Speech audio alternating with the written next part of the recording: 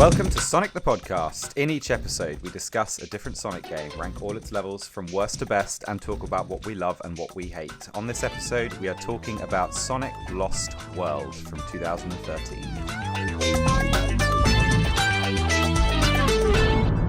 So we're back.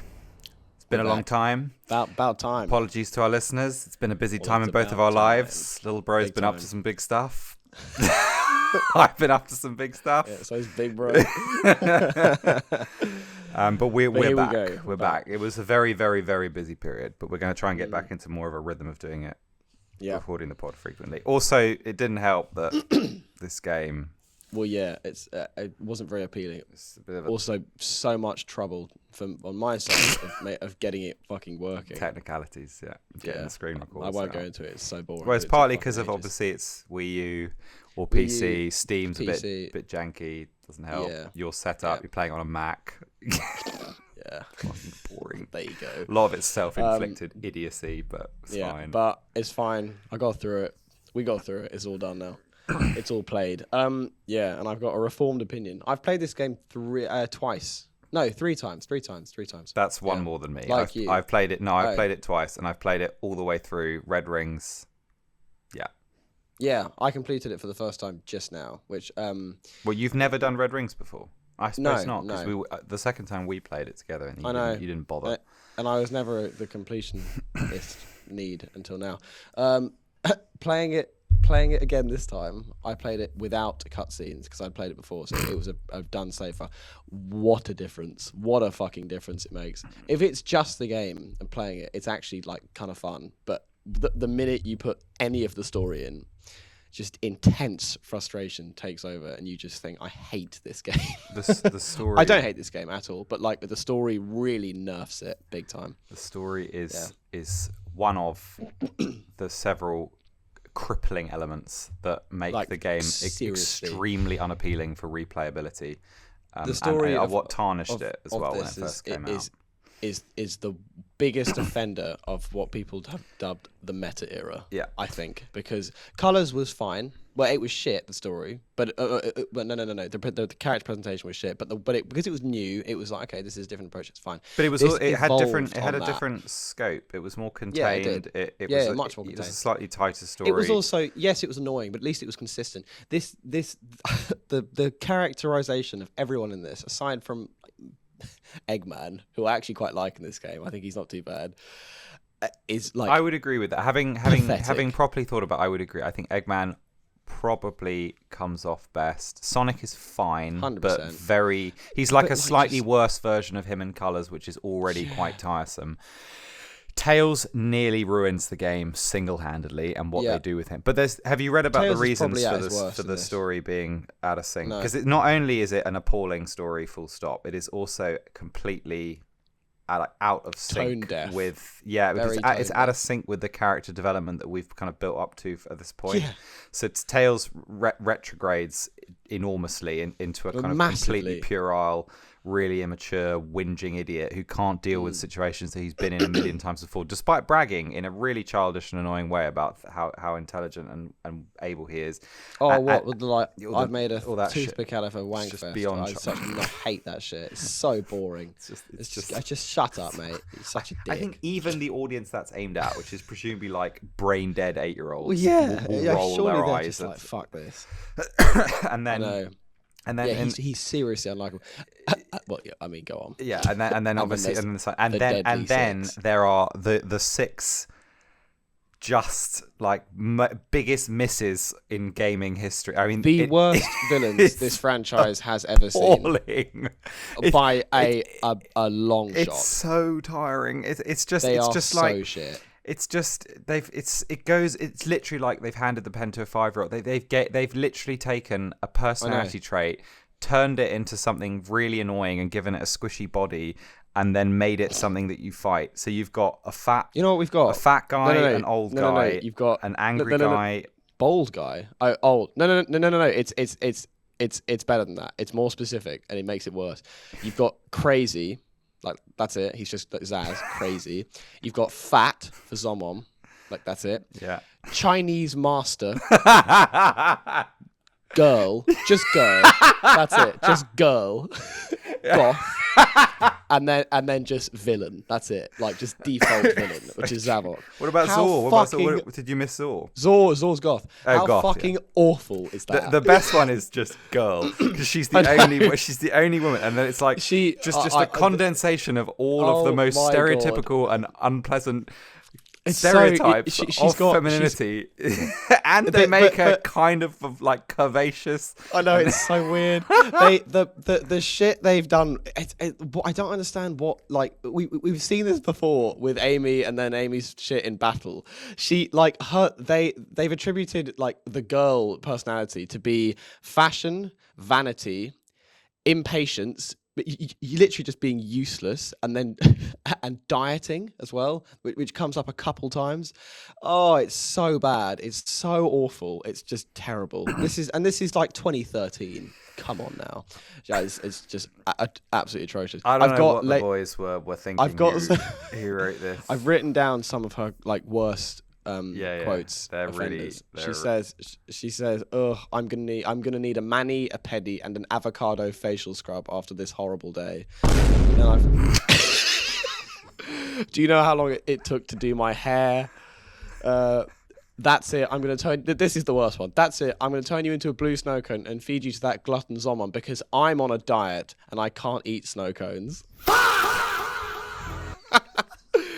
Oh, it's so bad. And then you're like a cockroach with horrible fashion sense.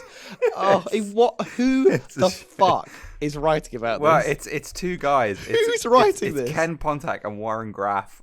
They must have never left their room ever in their whole life. To be fair to them, they were handling, I believe they were handling the Japanese adaptation. They were responsible for the scenario and original English dialogue. Oh, so the Japanese adapted the English. So it's their fault. It's these guys. Yeah. So apparently, and it's someone, I don't know the details, someone did an interview with one of these guys, and they hadn't, and I think they regret now doing this interview, but they had not like updated themselves or read or done any research on the Sonic lore up until this point.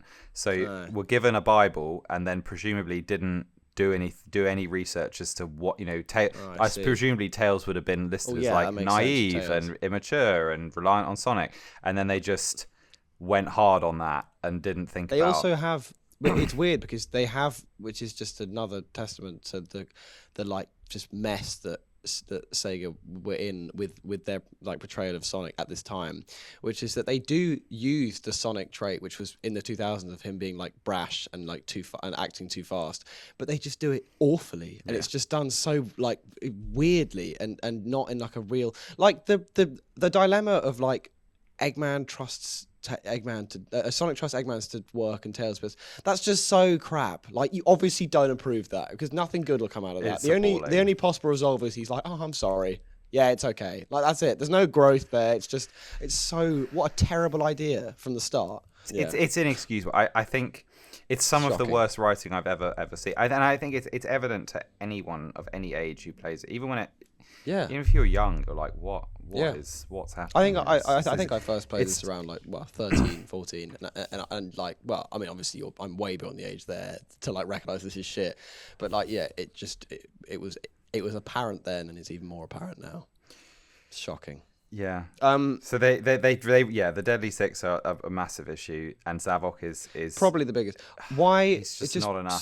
Stop. Bro, bringing is not him enough. back. He's not. Stop throwing Zavok in our face. He's been. You know, he was in Forces, TSR, mentioned in Frontiers, and Crossworlds. Enough. I think, to be fair, put him away. Him and Zaz are probably, if you had to pick the best ones, the most Crazy and Villainous are probably the two best to go with. But they're so ugly. Yeah, they're so incongruent with the design of like every other Sonic character.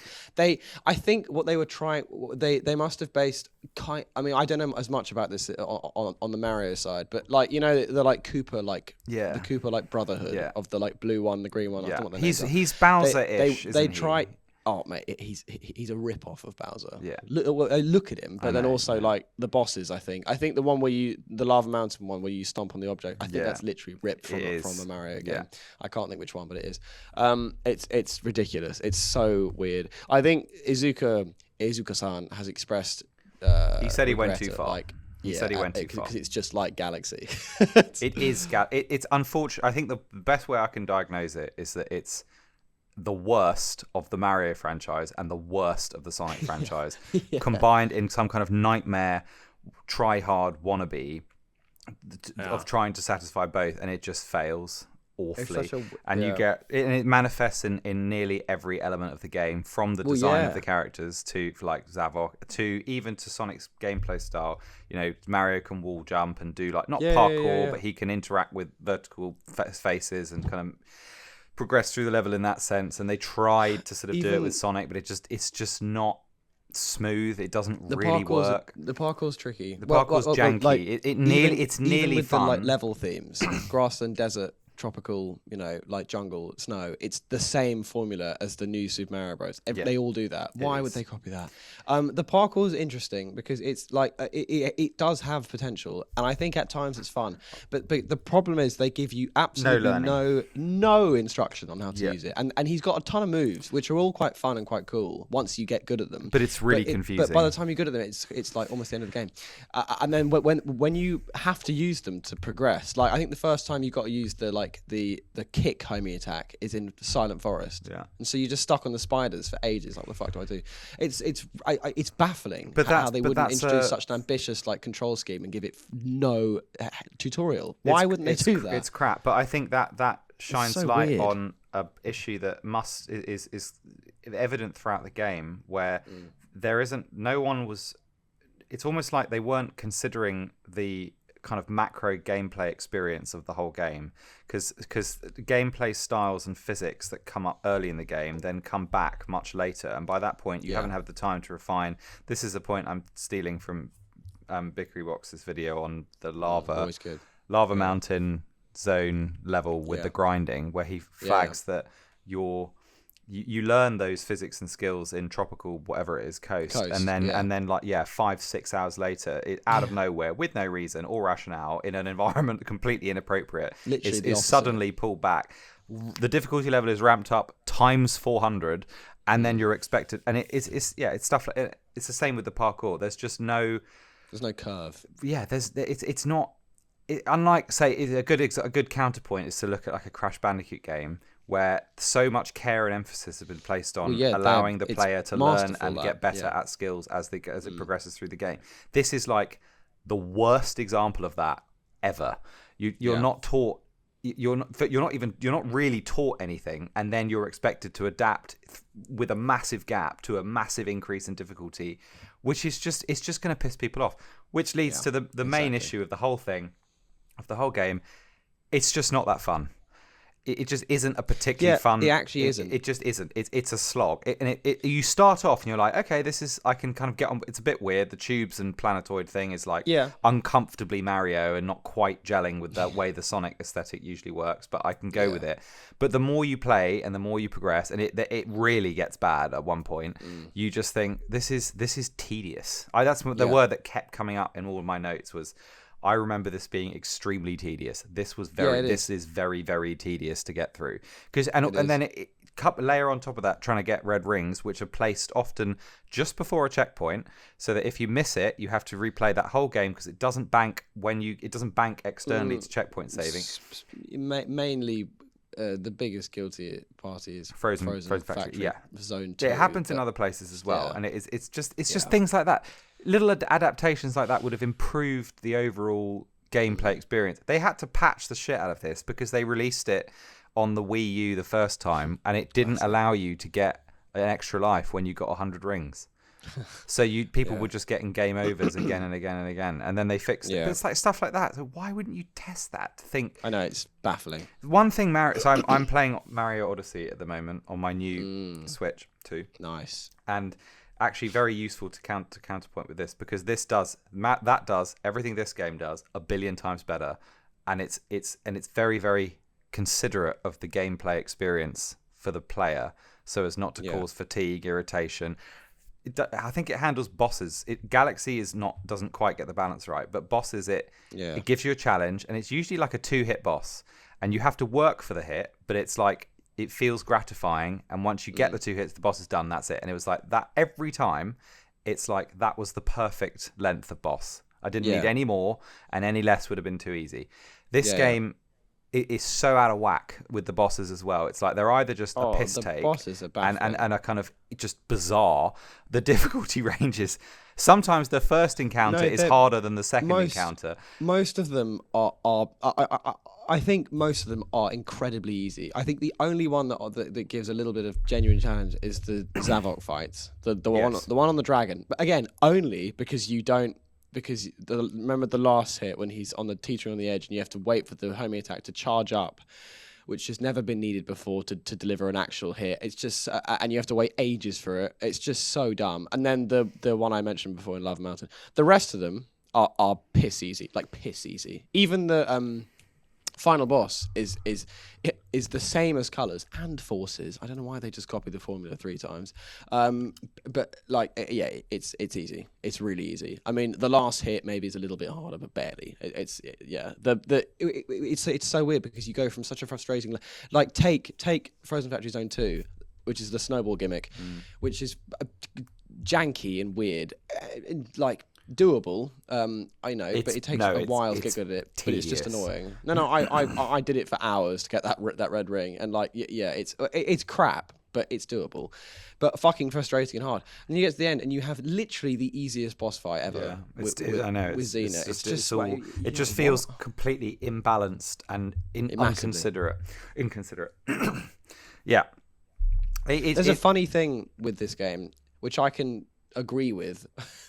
Which is probably just because of nostalgia, but like people, like a lot of the reviews I watched spent 20 minutes just criticizing it, and then the end of them is like, I still just quite like it. That's kind of how I feel. I don't know. No. I'll tell you why. The two best things about this game is the music by far, and the visuals. It does look very nice. It's colourful. Sonic's like aesthetic is a bit. It clashes with the like sponginess, but it's nice to look at. And it's all very colourful. It's all very saturated, and the music is consistently really, really good. I agree. And so that if you do what I did and play it without the story, those are the kind of two things that are able to push you through it. I think the best way to for me, I would say even without them, I don't really have a nostalgic connection to this game. However, I do appreciate what you're saying. I would say I want to love it, but I absolutely don't. I also want to hate it, but I can't, because there is something there that's like kind of pulls me towards it, which ends up with just a like extremely mediocre, forgettable entry, bang average, and that you can't really praise in any real meaningful way. But you can't, it's not like, I don't know what, like episode 4, episode 1, whereas I would say I'm leaning towards the hate on that. Probably do just hate. It's just like, it's a disappointment in that sense. I think it nets out at just a bit of a disappointment because it didn't excel in any department, and everything's just kind of like, oh, well, that could have been better. The parts that are fun aren't fun enough.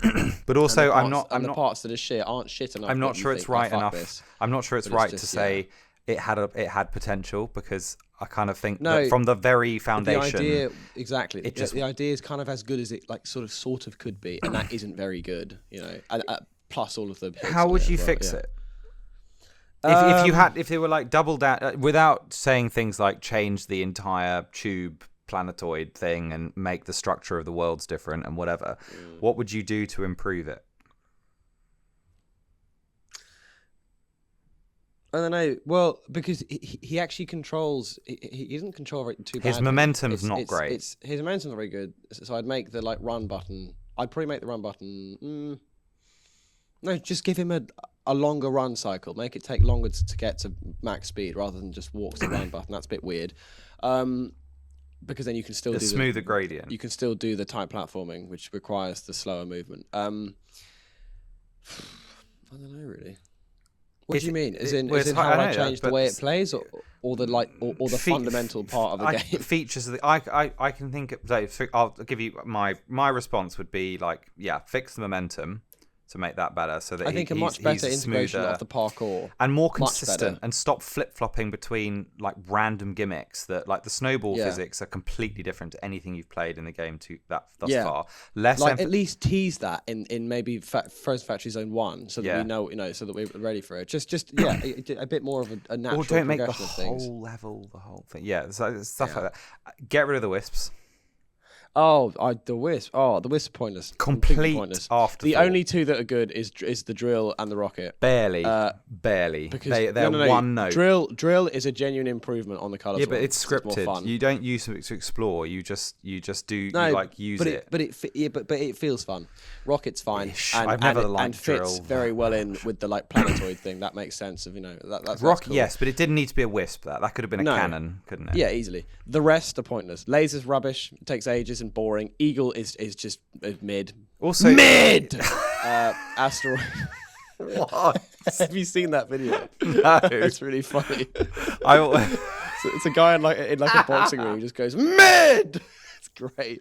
I also think on the wisp that also is story and lore wrong. They've gone. Yeah, it makes no sense. They've left. It's just that's another thing which the writers should have been like, should we just reflect on the game that came just one before, not literally one before, one before, and look at how it ended. The wisps all went. So having them all over this place doesn't really make any sense. And it carries on in Forces 2, which is it's just lazy. The only fine where it's okay is TSR because it's kind of like non-canon. And like just whatever. But Asteroid, weird and like just weird, not fun, stupid. Hover's whatever. Hover's the same. It's boring. Rhythm is the biggest piece of shit. That's ever. not, but that's wannabe Mario. The biggest piece of shit. That's extremely Nintendo. That little mechanic, it just does what a waste of not time. work at all. That's it. And then there's the black bomb, which I never use because you pick it up as a thing. It just blows up. It's pointless. Yeah, it's the wisp usage is completely unnecessary and only takes away from it. And then I think it was a terrible mistake they'd gotten close in gens to getting the boost mechanic right. I know it's a big risk to do that. Removed it, which completely changes the nature of Sonic's like ability to move through spaces. That takes a lot of the fun out. I think that finding a way to reintegrate that in and maybe modifying the level design to allow for it would have been.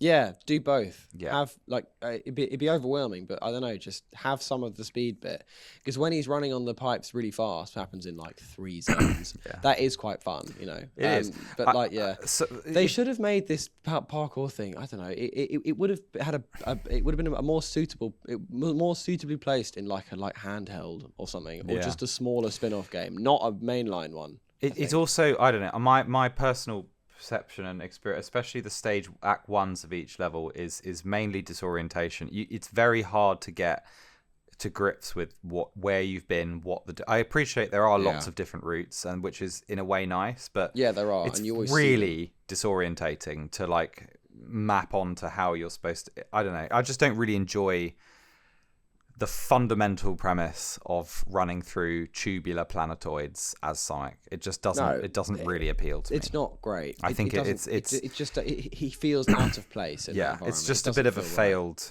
experiment. It's very. You're like immediately like, oh, this feels very much like Galaxy, but weird and like too fast. It's very hard to. It feels absolutely overwhelming sometimes when you get shot up in the air and you look, or you go through the tubes in Frozen Factory and there's like. You're like, have I been there? Have I ran through that part? Am I skipping over a massive chunk of the level? Or have I already been to that bit? It's just not an enjoyable... None of it's just that fun. It's just a very weird design. It is. I mean, literally, from this first... it's such a distinct confusion you feel when you boot up the first level. And you've got the tube ahead of you. You've got the walls you could climb. You've got the long stretch where you could spin dash.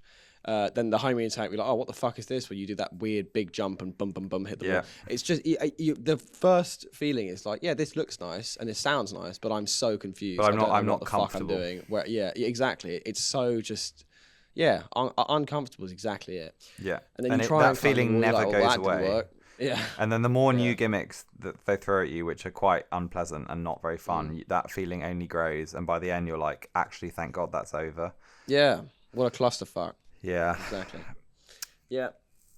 Yeah, I think they majorly fucked up in not explaining. That's a good point. How the movement works, like big time. It's just on the point of context. It was an interesting point in the meta era and in the Sonic franchise, because they'd had a few home runs. Colors went down very, very well. Yeah, it's so weird. Gens went down very, very well. Like at least do one more. But supposedly they were taking on board feedback that people were finding the boost mechanic a bit difficult, because they kept running into walls, and of course classic Sega can't process or understand how to deal with fan feedback. Full reboot. Always. Let's rip off another franchise because we've just signed the Nintendo deal and basically do a shit job, and this was the result.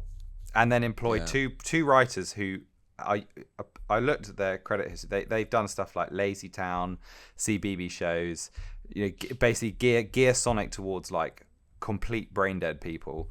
Or like retarded 5-year-olds who with no, and then this was the amalgam, just crap basically. Yeah, exactly. It's a shame because it's terrible decisions. and then to put the nail in the coffin, Boom was next right off the bat, which completely doomed the Wii U era of Sonic games. Yeah, it was completely pretty rough. And then let's hope they don't do, because we're actually in kind of a similar position now as to we were when they were in 2012, because they just had Colors and Gens. We've just had Frontiers and Shadow Gens. Let's just hope the next game that's why everyone's on the precipice, and they just stick with the boost. I know. Frontiers 2, make it better, do something interesting. Definitive edition. Yeah. Which is what's being rumored flying around, whatever the fuck that'll look like. That is. Anyway, but then Mania saved the day, didn't it? Really, that was because it was all going to absolute shit, and then Mania. Yeah, and Mania then Forces did, and then Forces. Sorry, was like, what? That was just What's a dream. Happening there? Yeah, and back to reality. Yeah, and now slow climb. And now we're pretty high up. Yeah, so let's just hope we're not. Yes, you're right. The risk is we're on a precipice of another lost world. Next, they could exactly. They could do a complete curveball and just clart us, but I don't think they will. Yeah. Before we do the questions and also the story, which is obviously we've already discussed, is it's actually fatiguing to talk about because it's so inane to engage with that it's almost quite difficult. It's absolute nonsense. Is there any? I can label things I like, music. The once you have actually got good at the parkour, there are rewarding moments. Especially with finding the red rings. Finding the red rings is when you use on reflection, most, and that's quite fun. The thing that I'm most interested in now about this game, which I've never realized before, are the badniks. Really? They're actually pretty cool. There's a lot of interesting enemies, like ranging from the Baku Baku to the crocodiles to the giant sandworms to the giant eels that pop up in. What about the bone bata bata? What the hell's that? Those like bone fish that jump out the sand. Yeah. Thundercloud crocodiles. There's actually and they bring back a lot of old badniks. I think they bring back every single one from Sonic 1 and put them in 3D. I kind of like that. I have to say, I thought that was, and they put them in zones that are appropriate. So they haven't just blind like the bull hogs in the kind of factory bit of, I can't remember what level now. He's in Silent Forest. He's in, I don't know, Lava He's Mountain, in Frozen Factory. When I saw him, I was like, okay, yeah, that's cool. They put him there in an industrial bit. Anyway, I just thought I enjoyed this time around the design of a lot of the enemies. I like how they went big with a lot of things as well, like the worms and. Yes. Because in a normal Sonic game, I wouldn't enjoy it, but in this game, I think that if they're going to go with this format, that actually kind of works. It complements the style. What's annoying is the legacy of those models, because they've now appeared in everything. Like I don't know, in all the cheap low key ones, like Runner's Adventure or Dash, they use the Lost World. It's really annoying. That's another point as well. There's like a few too many classic game references, like that they try and force in gimmicks, like the Metropolis gears appear in one of them. and the Sky Chase. All the badniks. The Sky Chase thing, which is done like, what, 4 times? 3? No, also so unwelcome. Yeah, I mean, who wants that back? So I don't know. unwelcome. There's just a couple, like, this was the period from Gens onwards when we just got too much classic Sonic stuff and 2D things, which were just a bit, not welcome. There was too much of it. I agree. Yeah. Yeah. What else? That's it. And then I like the line where Eggman goes, "Actually, nothing bites than having to listen to this dreadful conversation. Bites more than having to listen to this dreadful conversation." It's like, yes, Yeah, that's good. You're right. I know. This is a dreadful conversation. This is Speaking dreadful. our mind. It's a sort of an unintentional meta irony that it's commenting on the appalling standard of dialogue and writing throughout the whole game. Just listen to this.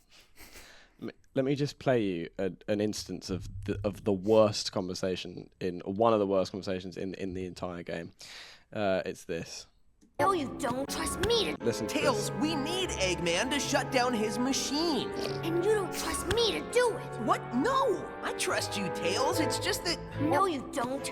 You trust Eggman more. Eggman. Do you know how much that bites? I do trust you, Tails, but the whole world's in danger this is because when he I says did it. something stupid. I know.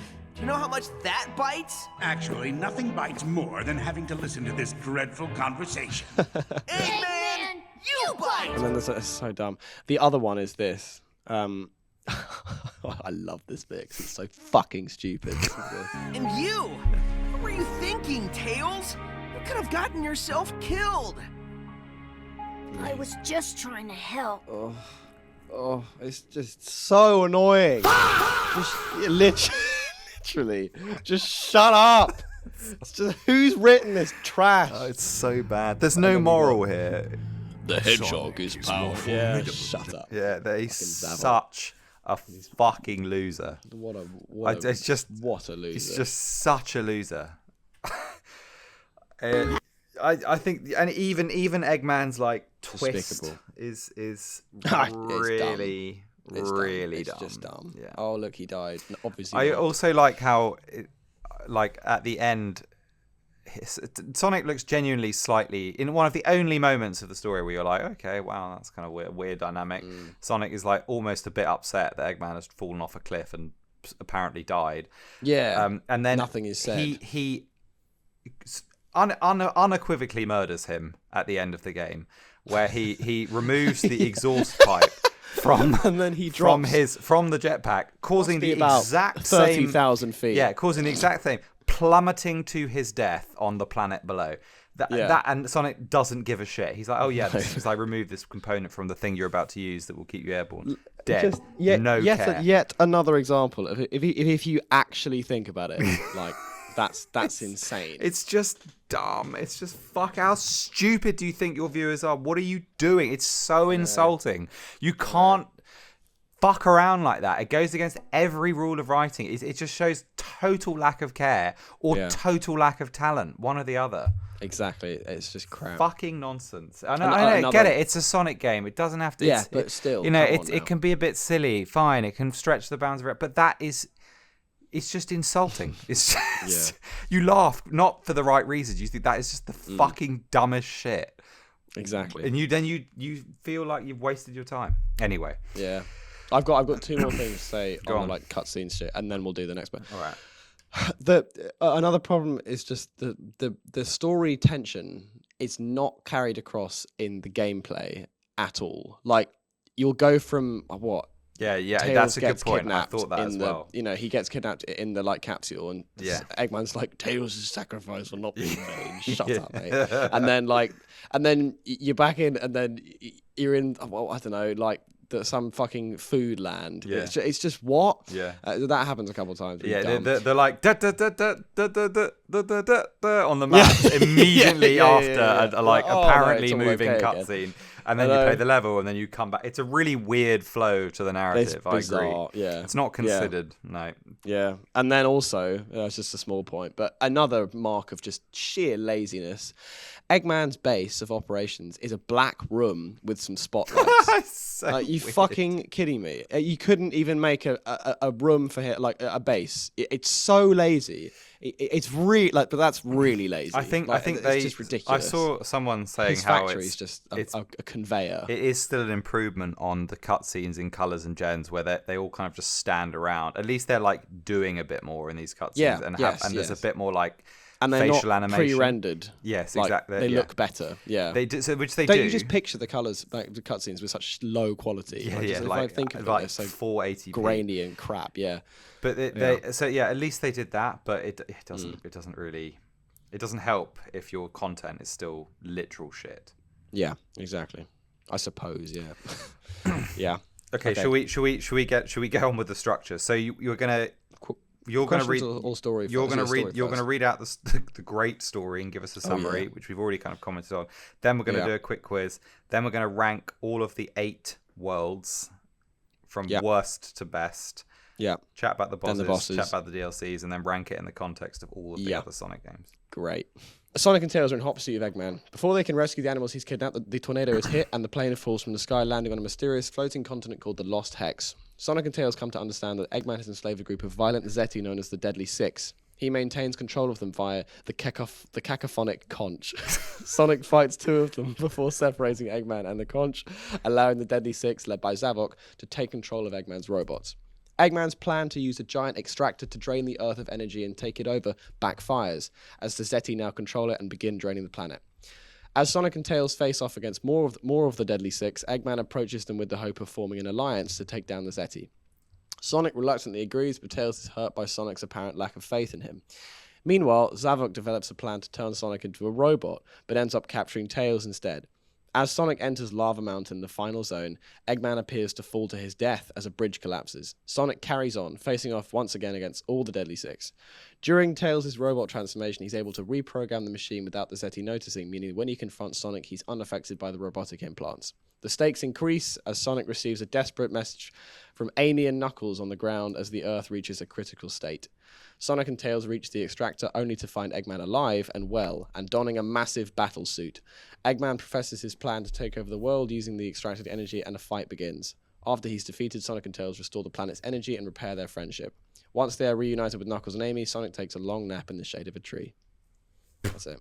Yeah, you're like, great, what a triumphant ending. He's fallen asleep. I'm going to sleep now. Also, aren't there like fucking Zoom calls between Amy and Sonic fucking they're weird? So cringe. They're so cringe. They're just bizarre. What the fuck are Knuckles and Amy doing?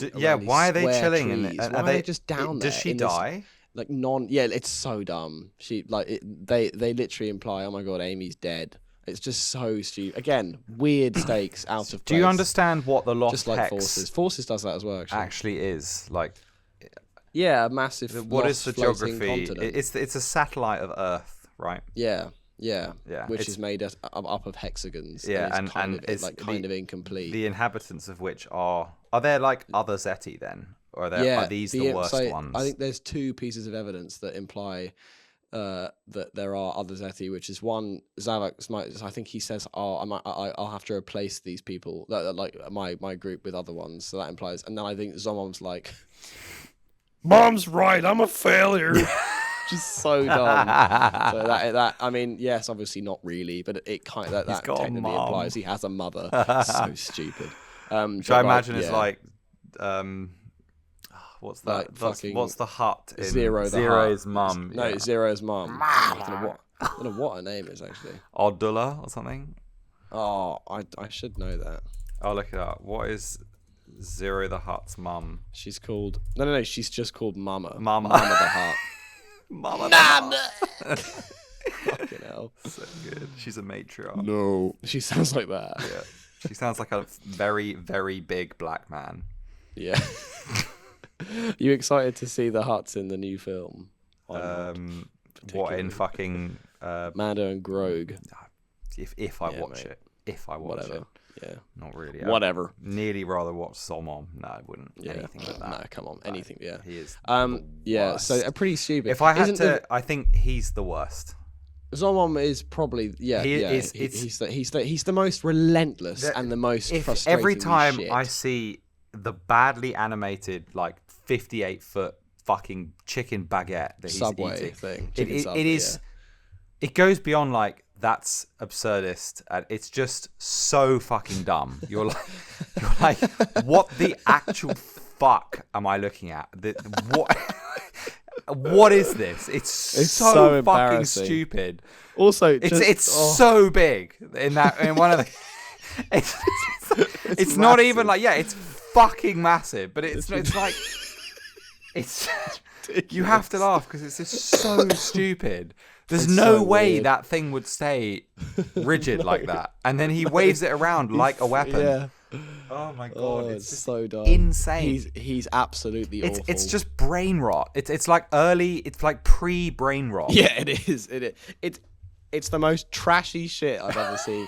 Just compare 2013, 2003. Think about what was going on in Sonic 2003. Sonic Heroes. Oh, imagine Zomom in Sonic Heroes. It's inconceivable. It's just crazy. It's such shit. It's like the worst type of cartoon you would like randomly put on 10 years ago on a channel that you didn't like, on one of the like hotel channels way deep in, on like an offshoot Cartoon Network. It's like that kind of just fucking mindless crap. They're all such cringe. Cringe is the word. Zaz is just piss off with his like spiky wrist thing. It's so cringe, like some edgy like twat.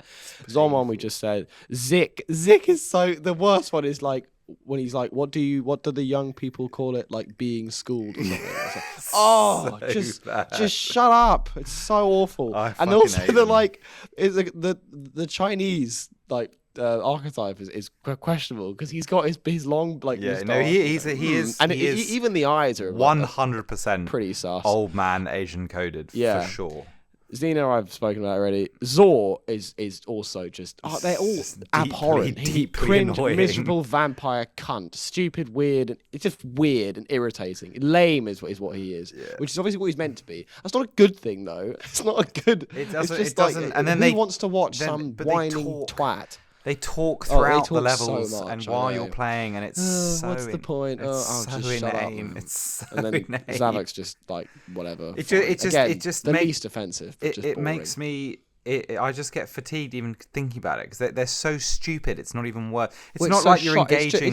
It's just shocking how that was approved. How on earth was any of that approved? I guess by they were any trying to target like grown adult, a younger audience. But then you've made a game that's actually pretty fucking hard. So again, that's another dissonance. You've got like quite a hard game, but a standard of storytelling and character writing that is aimed at like almost like prefrontal lobe development.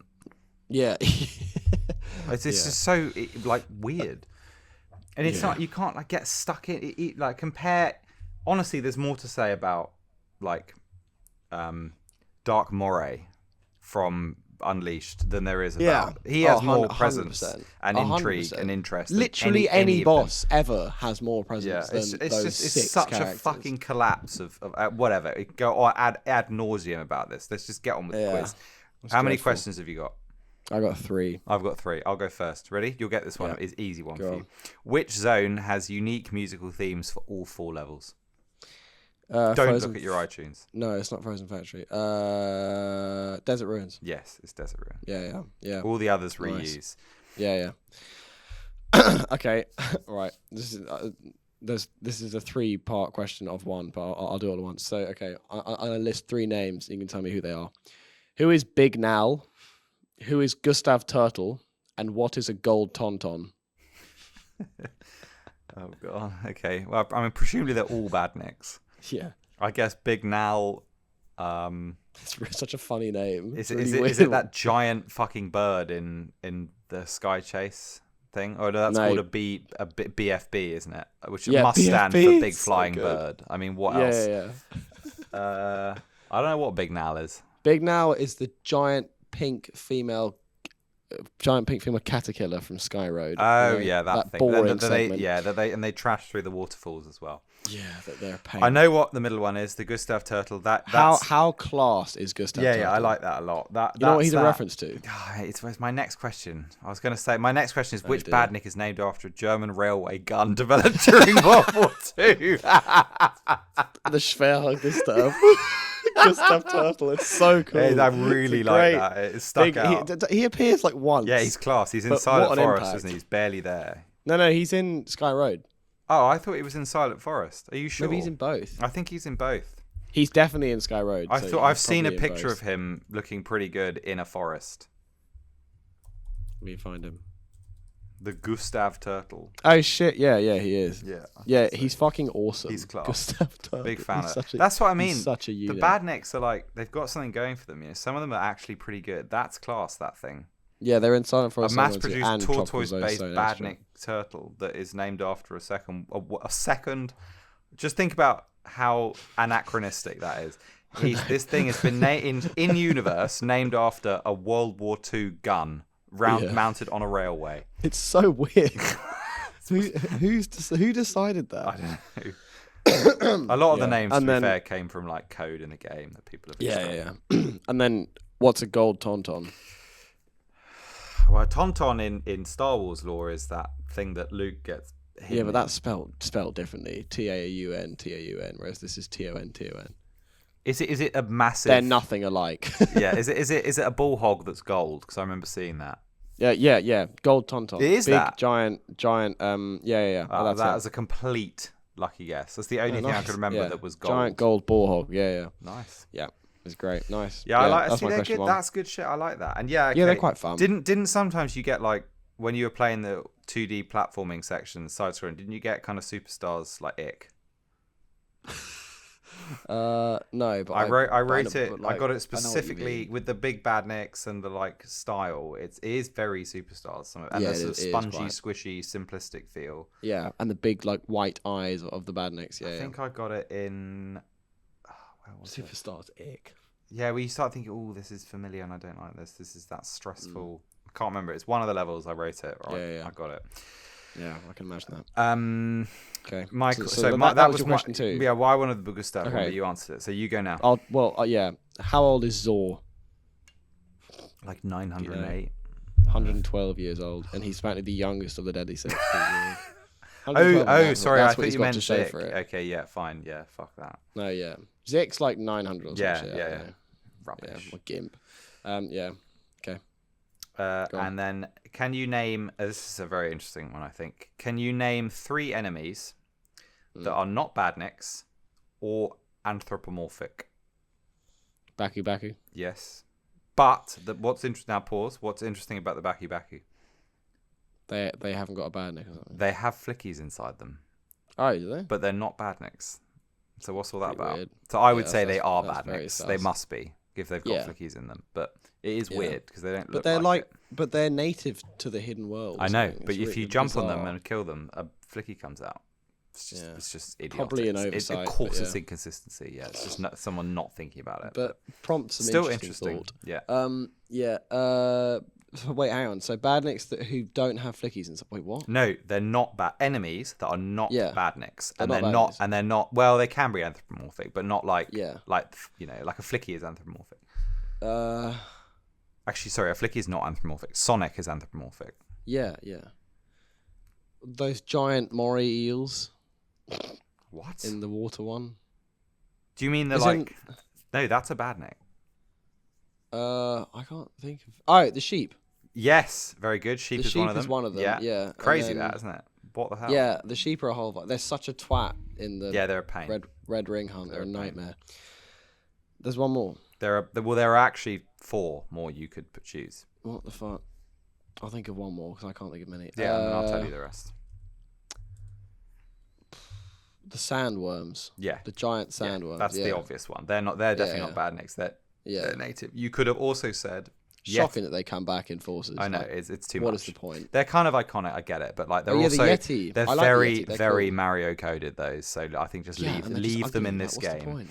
Exactly. Yeti, pretty interesting. They're not badniks. Like they're the apparently also native. Yeah, they're cool. Yeah. The cactus balls also are native, like sentient plants, which is quite interesting. Those are so stupid. And then you could also have the booze. Oh yeah, technically. Yeah, interesting. It is interesting.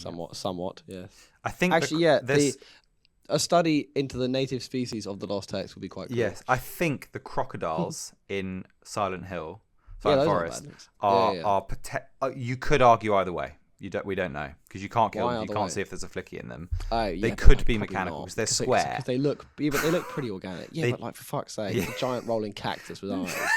Like, you can have. I think they probably are actual. They look organic. Yeah. I think they probably are actual animals. Yeah. Yeah, cool, interesting. I always like it when they have real animals. So do I. It's very cool. It's always fun. It also makes you ask. It kind of collapses the entire premise of everything, but it's still interesting. Yeah. Cool. Okay, nice. That's questions. I've got one more, haven't you? Which two? This is not very interesting. Which two wisps which two wisps are only in the 3DS version?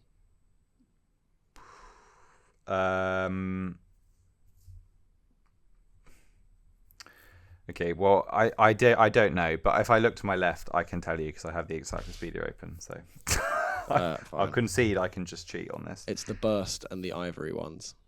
I don't know what they do. What the hell is the ivory lightning? Yeah, I don't know what the fuck the ivory does. Yeah, lightning. Yeah, which just surely does the same. Oh, I remember the burst one. Yeah, I remember that. I don't remember the ivory lightning one at all. Yeah, I remember the burst, and then in the Wii U, there's the Crimson Eagle, which is the equivalent, I think.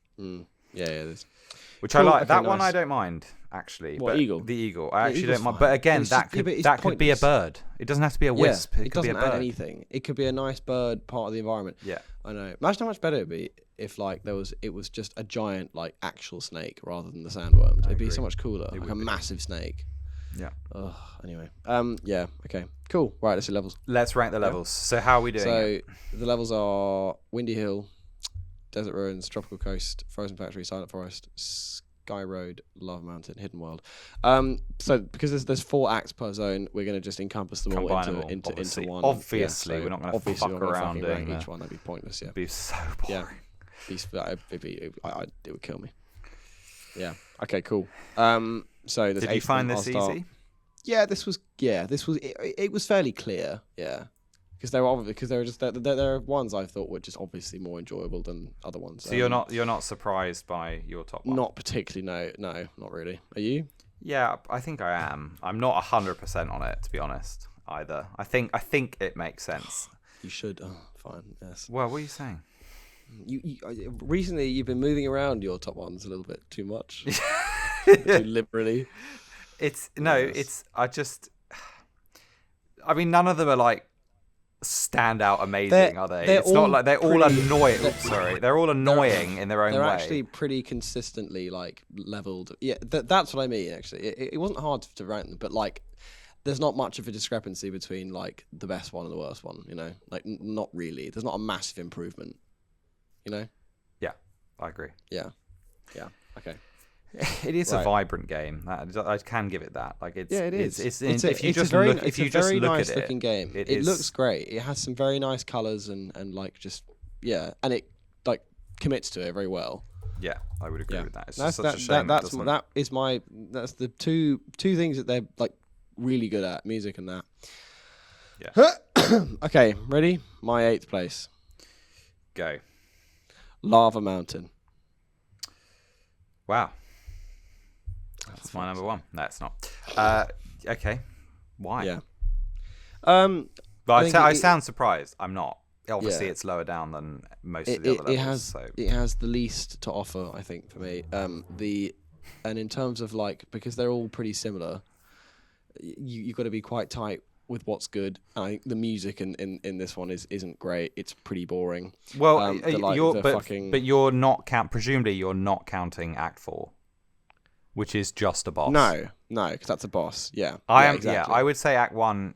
You should factor into the fact that you obviously have done, because it's a disappointment, right? It's pointless. Yeah, Act 1 is a boss rush. It's boring. It's rubbish. It's the shit we've done twice now in the game, and you face off the 3 easiest, most boring ones on a fucking planetoid. It's rubbish. Yeah.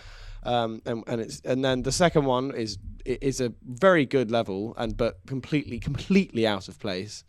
And you just like, I don't know. It's fine. It's worth just because it's hard to remember. It's worth clearly labeling. The second level is the water one on the rails. Just describe it. What's Act 1? Describe what it actually. Act 1 is you land on a small rock, like lava rocky, planetoid and face off against 3 of the Deadly Six. Yeah, that's literally it. That's it. It's rubbish. It's so boring, and it's the same shit we've done already.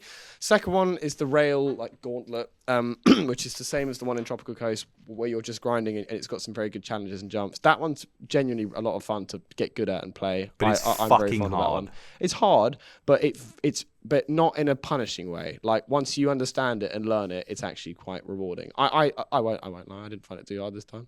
I used to find it very difficult, but it wasn't this time. And then the level 3 is like the only like level really, which is a big gauntlet through, similar to Desert Ruins Act 1, where you're in 3D for some of it, then you go inside and you ascend a 2D tower, 3D, 2D, that happens 3 times.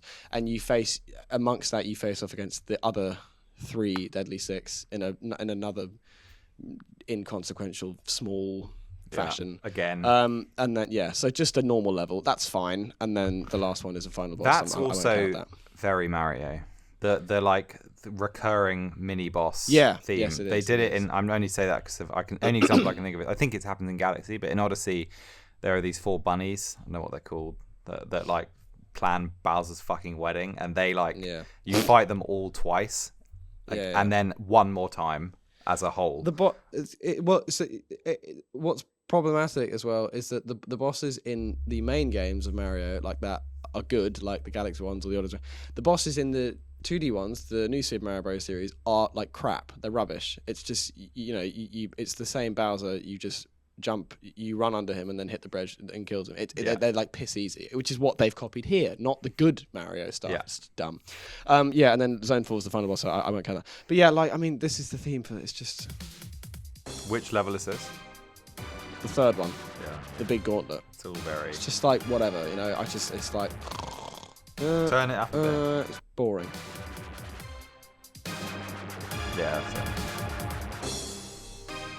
It's really uninteresting.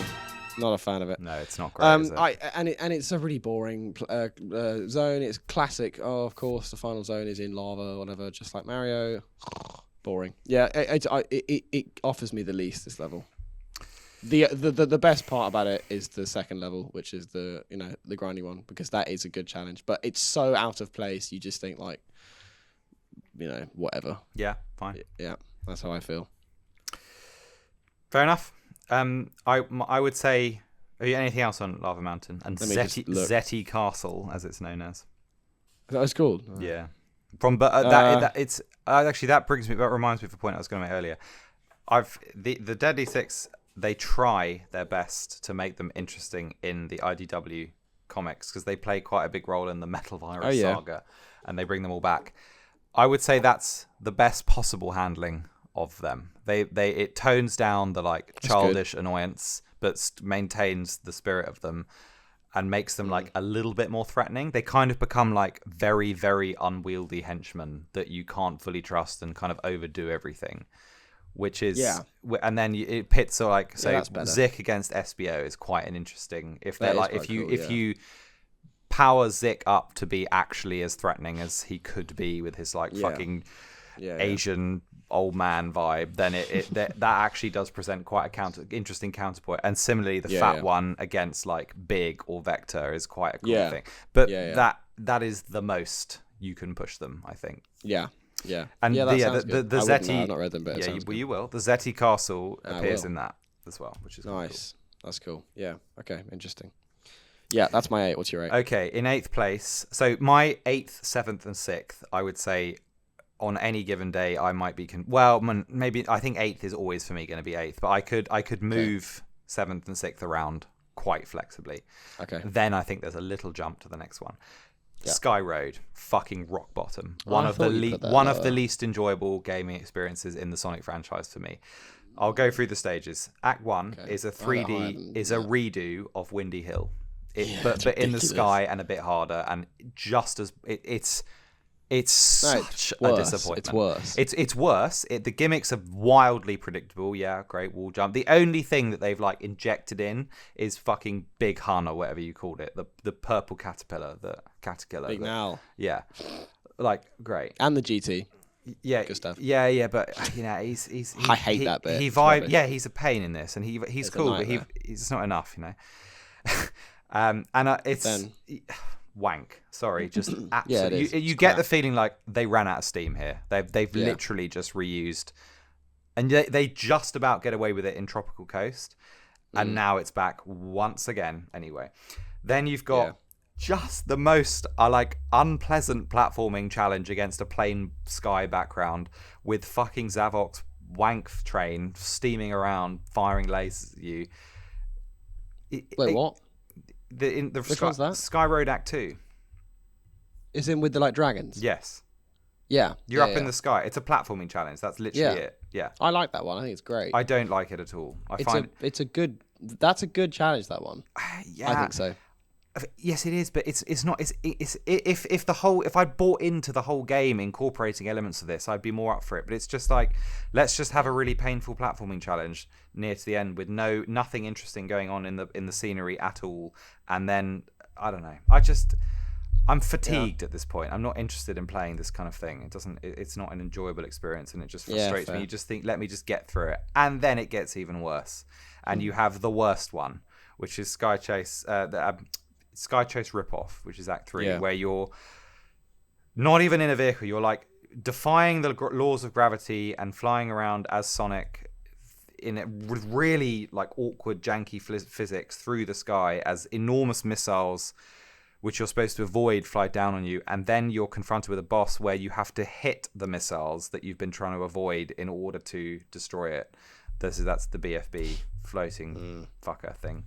Yeah. Also just deeply unfun. Like, again, this is giving Superstars pain of just long, overdrawn,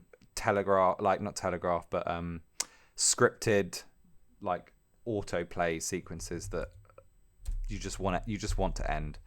Yeah. And then Act 4 is it's another rehash of a level it's basically Dusty Ruins in the sky. It is Desert Ruins in the sky. Yes, there are some bonefish. They're kind of cool. But the platforming is interminable. It just goes on. You climb the same tower you've already climbed through the clouds. It goes on and on and on. It's hard. It's unpleasant. I just find it incredibly unfun.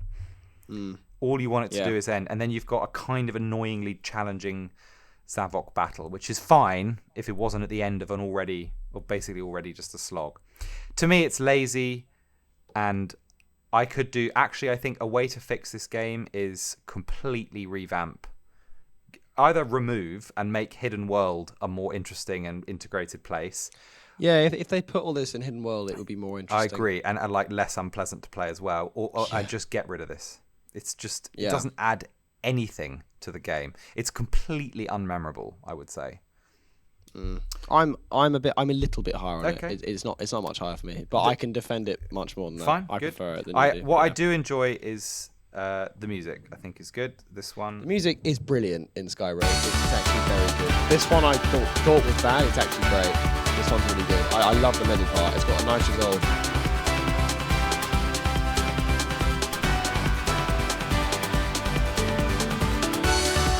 Jump to the next bit. This bit's great. I love this bit. This is so Sonic, this bit. Then this bit's good too. This bit's really good. It's got a nice resolve to it. A classic Sonic resolve.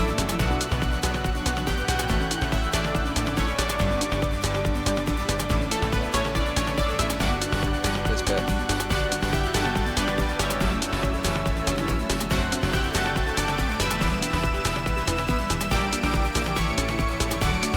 Love that bit. It's great. It's a bit like Born Slippy, a little bit. That's it, yeah. I mean, it is good. It's a good song. It is a good song. Decent. And I like Dragon Dance as well. I think that's Dragon Dance this is a seriously good song. Yeah, it is. Just play it. It's fucking great. It's a bit like Dragon Road. Yeah. But nowhere near as good. No. The best bit's what comes next. This bit's fucking great.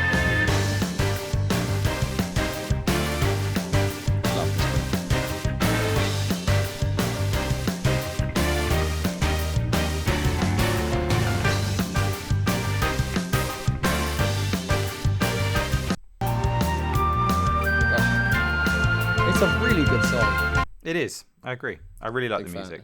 It's a And shame then I don't like Thundercloud's the also level. pretty good. This is cool. I It's a cheeky song. kind of hate this, to be honest. I like it.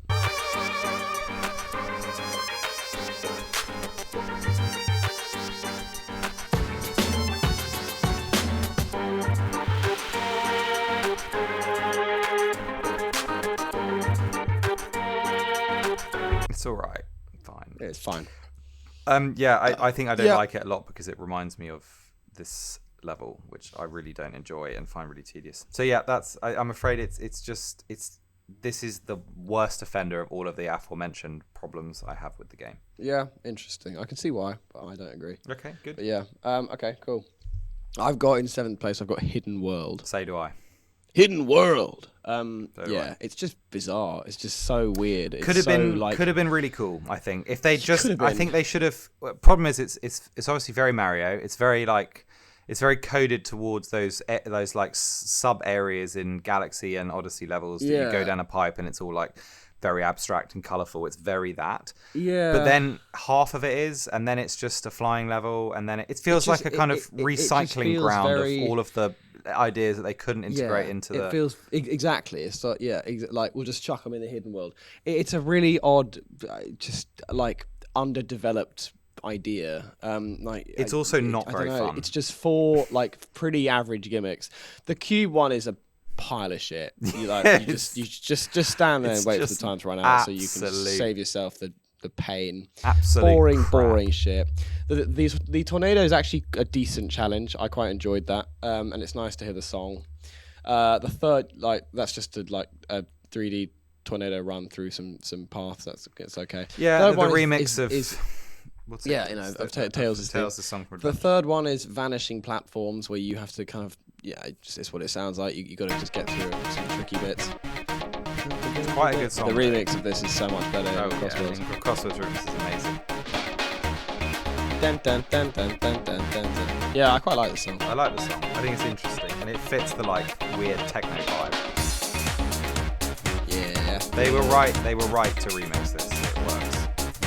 Yeah, well, to bring it back, if they brought back any other zone, it would be rubbish because it's like it's true. They're boring. Yeah, this is the only uni original zone from Lost World is Hidden World. The Cubic Gated is same one, pretty much the same, and then this is the Tornado one. Damn, play it.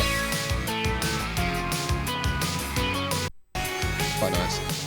I hate it, to be honest. I hate that song, and I don't hate that song. I don't like that song very much, and I didn't need a remix. So. And then the fourth one is a Baku Baku, you bounce off, but it's in 2D. You bounce off bubbles to get to each one, and each time it frees. The Baku Bakus are these hideous, hairy, furry Pac-Men with cross eyes. They're so weird. They are quite interesting. I find them quite compelling in their own way. Somewhat, but they're so weird.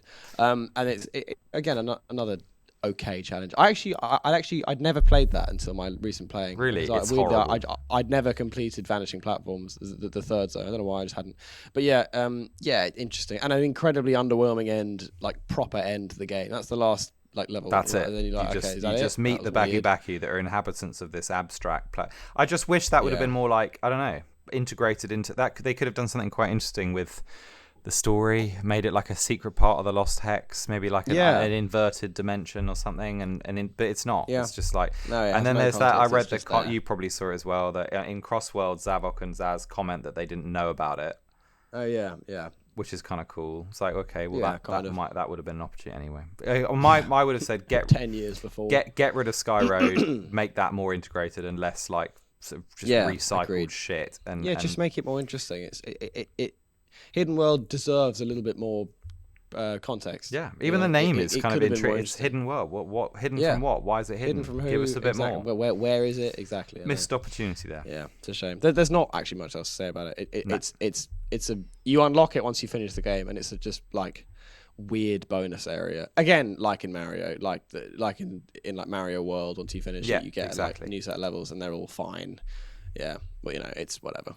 But I'm pleased it came back, and I'm pleased that it got the attention it deserved in Crossworlds. Completely. That's good. Yeah. That's about it. In my 6th, I'll say it now. I've got Sky Road in my 6th. And I've got Lava Mountain. Oh, there you go. Okay, cool. Okay. Well, do you want to? Why don't you talk Sky Road first? I haven't got. I also don't have much to add to Lava Mountain. I like it. I like it much more than you. I think the first level, yes, it's a blatant rip-off of Windy Hill, which is really stupid, very seriously lazy, and the big nows are a fucking pain because you have to. It's just they're so boring. Why are they called that? It's a code. I think nal is short for something in Japanese. I don't know. Kataparera. Katakira. But it takes 3 minutes to like, you have to hit them all 5 times, wait for them to appear. It's just so boring. Silent Forest does it with the spiders, but it's worse in this round. It's just what a shit gimmick. It happens twice, I think. It's nonsense. Yeah. I think you can skip it if you go the right path, but whatever. No one knows about that. Gustav Turtle's a bit annoying. You know what I absolutely despise as one of the many gimmicks in this game I don't like is the cloud sections where you have to do the like big jump. It also looks so shit. Frustrating. It looks rubbish. It's like feathered out. There's no there's no shadow below you, or there is, but it's too late when it appears, so you can't see where you're gonna land. It's so annoying. It's just crap. Yeah. And takes fucking ages. It's a slog. But yeah, the fun part. I like how Sky Road has more of the running segments. When I think of it, next to Windy Hill, it's defined by the fact that it's faster than Windy Hill because there's more of the like running bits. That's quite cool. And I like this, like, I mean, there's not, you know, I like the clouds because and the music reflects it does actually reflect the point in the game that you're in, because it's a bit more like serious and a bit more, you know, tense, like, you know, this is a little bit more like the stakes are on. There, you know? Yeah, it's sort of building towards something, isn't it? Yeah, Dragon Dance. I think. Well, sorry, I'm calling them what the songs are called. Zone 2, which is the dragon one. I think that's a great level. It has some like good platforming. It requires good timing. I think it's a really fun challenge. It's not too hard. I just enjoy it, and like learning the patterns of when they appear. I had a great time playing that level. Fair enough. Plus, you've got great music. I was such just good shit. at the point in the game when that was given to me, I just didn't want it. Yeah, I was preferring. I mean, this is so nice.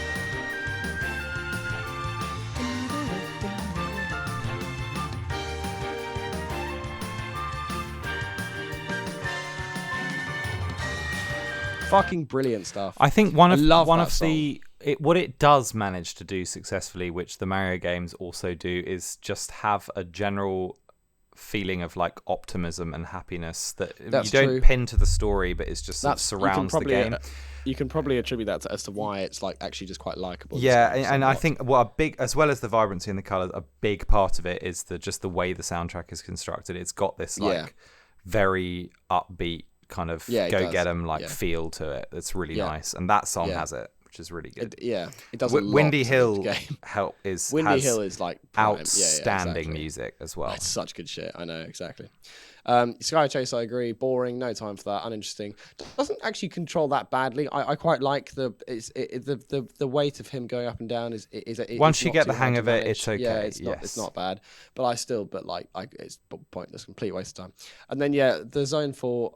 It's the desert ruins in the like thundercloud sky. I quite like that. I don't really mind it. It's a rehash because it kind of feels different enough, and it's just a bit like it feels like a good gauntlet. The changing perspectives are interesting because you're going down the sand like half pipe tubes.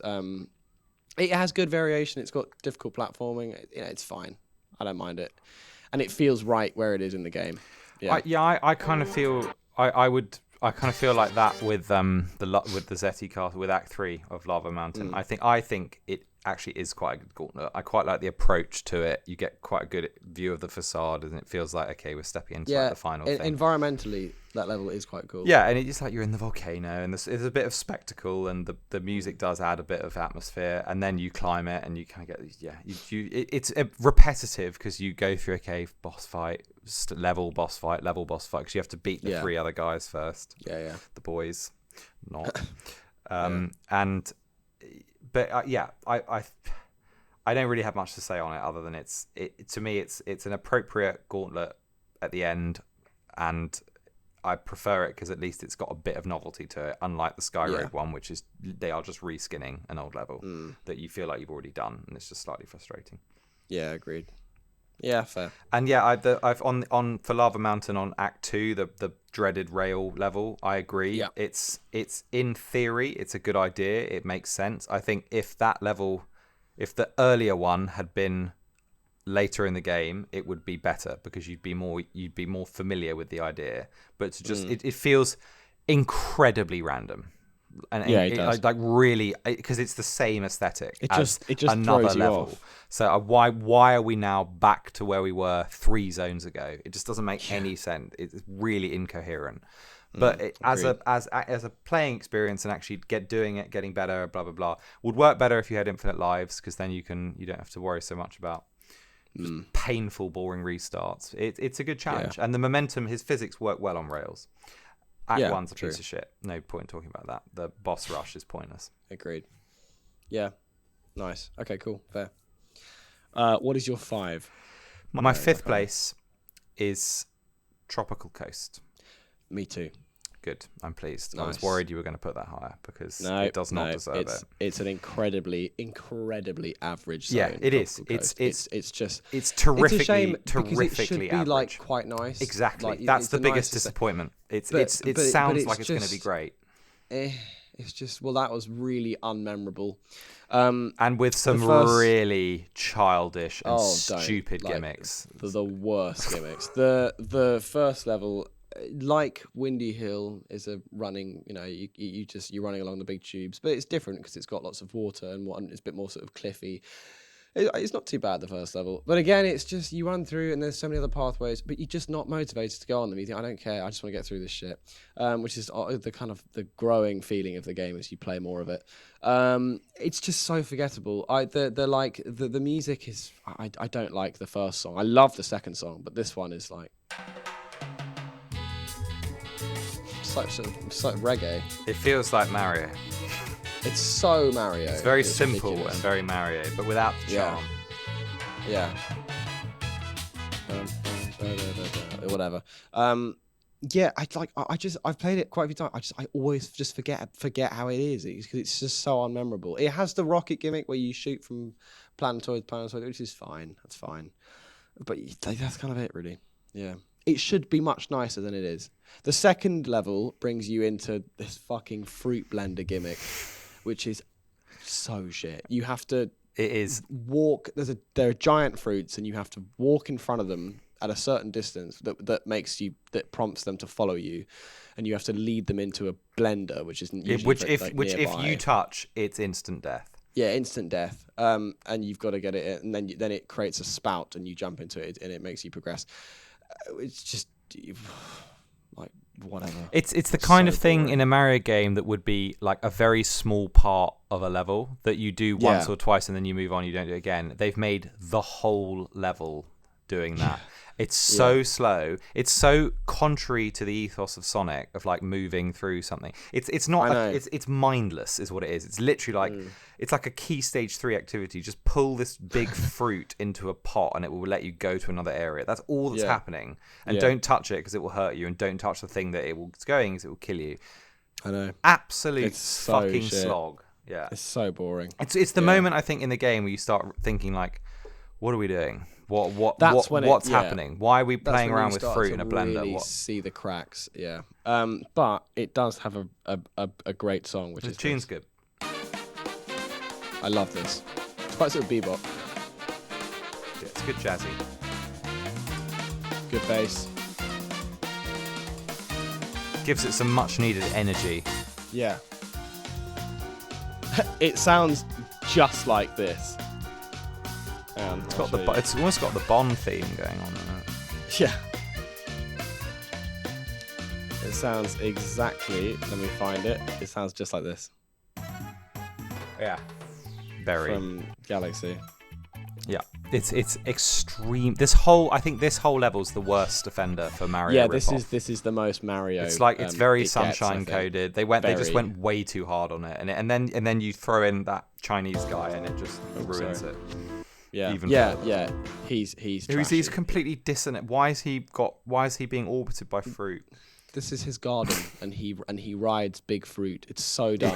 We're just like, shut the fuck up. Oh, it's so shit. And then the third level is the first of the 2 water. And that I actually enjoy that one. It's also beautiful. Yeah, it's nice. Oh, it's gorgeous. And the song is lovely. Yeah, the song is very relaxing, very pleasant. The environment that you go through on the outside of the water tunnel is also very interesting and reminiscent of Tropical Aquarium. And aquatic base. Yes. What's tropical aquarium? Sorry, I meant the colours Aquarium level. Park. Aquarium Park. Yeah. Sorry, I was Yeah. fused two together. Right, this is great. This one. It's very nice. It's got a good like breakbeat. This shit. Yeah. That shit. Nice drum and bass.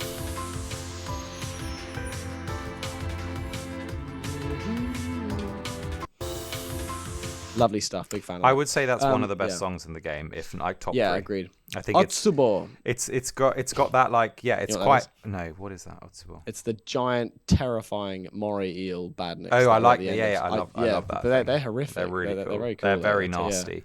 Yeah. It's got that like drum and bass techno thing that Yeah, big fan aquatic of that. bass has in 06. It's really like let it play a bit. I wouldn't give to be playing aquatic bass. Yeah, well, one day. Yeah.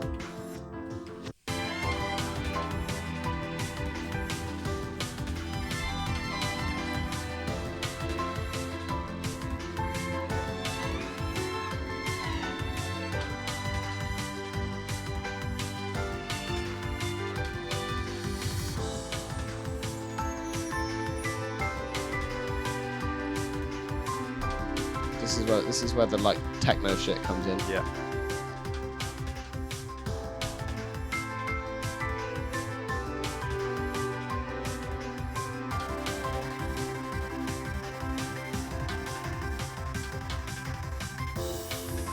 It perfectly captures the environment you're in. It does. Because you've got a lovely underwater tube with jellyfish, coral outside, and then you go in and out of these big red factory industrial pipes. Agreed. With the grinder. It's perfectly Works gets really great well. song. I actually think also Act 4 has quite a lot of redeeming qualities to it. Once you get past the bollocks at the always start, forget what Act 4 is. it's usually half and half 3D and 2D. Of Once 1 you and get 2, through the 3D bit, which is fucking boring and just more random platforming in the sky, you go into a 2D section where you're harassed by an anglerfish. And it creates like 2D. Oh yeah. and they're these quite satisfying kind of ball islands that you have to hop across. And the waves. And then you meet you've got to match that. That's I'm on the whole level it's should have just been decent. that would have been fine, I think. And the background's that's very like pretty and nice. I like that. I think that's the best of the 2D bits. Also just very Mario though, like horribly Agreed. Mario. Very Cool. Okay. So that's our 5th place. I'll tell you my 4th place. Oh, also, I guess it's not. I haven't mentioned Act 1, but it feels it's a bit like are we just playing an enhanced version of Windy Hill again? Yeah, but with which happens more quite a going few on times in the game. and some sea, and it's like okay. Yeah. In 4th place, I've put Frozen Factory. Oh, so have I. Yeah, and I think it has to be there because of Act 2. And kind of 3 and as well. 3, yeah. Frozen Factory is an interesting level, and I wish I could put it higher, but it upset me too much. I want to because it has because a lot of it's a redeeming stuff going fusion on. of an ice level, an industry level, and a casino level, which is quite ambitious. A kind of like poorly done fusion. Yeah, it doesn't work very well. Out but of nowhere, there's just a casino, but it's but I quite like it. I like how it goes from day to night. That's quite cool. Yeah, and it's the Act 2. It's a shame because the Act 2 environment when you're the snowball is really pretty with the Aurora it's a really Borealis. nice Christmas Finland Aurora Borealis. Borealis. Aurora Borealis is the snake eating its own tail. Aurora Borealis. Yeah. Which is it is a nice environment. I like it a lot. So Act 1 is. 4? I always get I'll tell you. Act 1 is is a standard behind the back 3D tube planetoid bit with fucking. It's massive. There's so many pipes, and you fly through, and it feels very long. The scope's actually quite impressive, I think, and it's generally actually quite a good level. Feels much busier than the other windy. It does. Than the other windy. It's a refreshing change. Formulas. From Tropical Coast, which was like, okay, this isn't giving me nothing new. Act 2 is the worst, almost possibly, I would argue, close to being one of the worst zones in the game. You're a snowball for the whole level, non-stop, with completely new physics, and you have to traverse very narrow platforms and dodge missiles, which kill you in one go, and try and get to it. And it's fucking long. Yeah. Horrific. Unfortunately, has lovely music playing though, which makes it just slightly more bearable. And then Act 3, you're randomly, although it does sort of, give hints of it in Act 2. There's a pinball segues bit, into it. a snooker bit. Yeah. You're in a casino, and it's just like casino corridors with a boring pinball machine. Sorry, that's just shit. I hate the pinball machine. Yeah, it's just shit. And getting the red rings is shit. Ring, like the worst. That's the biggest offender. Yeah, and then Act 4, this is the one I've written gives me Superstars ick. It's a lot of it is, I think it's all 3D platforming. Let me check. Like side scrolling, basically through. It's very stalled. You've got I remember it this now. is the industrial one. You've got it's an icy factory basically. Doesn't this give you real Superstars feel? Yeah. Well, yeah, it feels like Frozen Base. Yeah, yes, exactly. I think that's why. It's almost identical, actually. Yeah, it's very similar. And you have the weird bits where he's skating. You know what I fucking hate? His pirouetting. When Sonic's pirouette jump. Sonic doesn't. That's so out of character to do a like pretty ballet pirouette on the ice. It's and it controls like a bitch. It's so annoying. I don't mind the pirouette. I hate it when you're trying to do precision platforming, specifically in Act 4. Actually, yeah, you just fuck off. Just jump normally. It's irritating. It's inconsiderate. Yeah. I'm not a fan of it. It's always annoyed me. Yeah, that's you just actually like whatever. Gameplay wise, that is an annoying thing. Gameplay wise, but also it makes it like he just wouldn't do that. No, I don't think he would. I like him skating and pushing off. That looks good, but the jump is silly. Oh, it is silly. It should have been a more squash and stretch like spin because he also feels so like immovable when he's doing that. It feels like he can't do anything. Yeah, this level also rips off Metropolis. It's got those gears and the spin. Yeah, they're pretty painful in that level and has some features that aren't not welcome to see back. Yeah. Not doesn't do much to help its position really. No. I like the Yeti, who, as mentioned before, Yeti are cool. They're again cool visually, but annoying to. Do you enjoy Act 1? Yeah, I do like Act 1. I like it as well. There's just a lot going on. It's close to being too much. Going on. There's kind of an overwhelming amount of paths you can take, and then there's a point as well when you have to take a certain path to progress, otherwise you end up going in a loop, and it takes you quite a while to realize, oh shit, I've been here before. Yeah. And it traps you. It's better than Windy Hill with the alternate pathway. It feels a little bit like you feel more incentivized to take them, and they're quite interesting. And you can see them as well. But then and you get some. Yeah, but then the pipes are like parkour stuff. What are we doing? The pipes are fucking mental. They go insane. It has a cloud section, which is obviously utter shit. Yeah. And then, I don't know. That's kind of it. I think it's got a fast bit, which is, again, quite hard to get to. It's quite a specific route you got to take to get there, but yeah. The best part of the whole... The best part is, obviously, the music of all three is brilliant. I mean, as I say, check it out on YouTube. Really in my top 10 ice level ranking video on YouTube, this one does pretty well because it's a fucking good song. This is the first one. Frozen Factory Zone 1. This is such a good song. You crank after it. Yeah.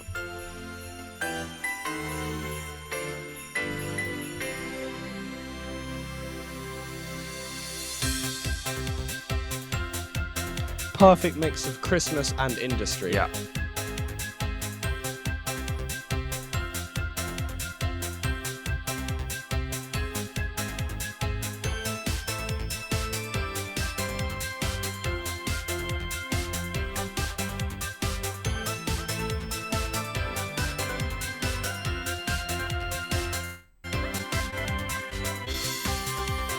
Oh.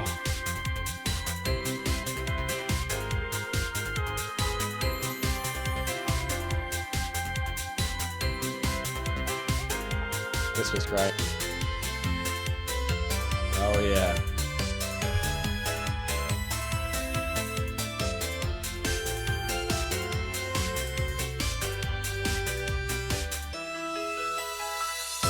Oh.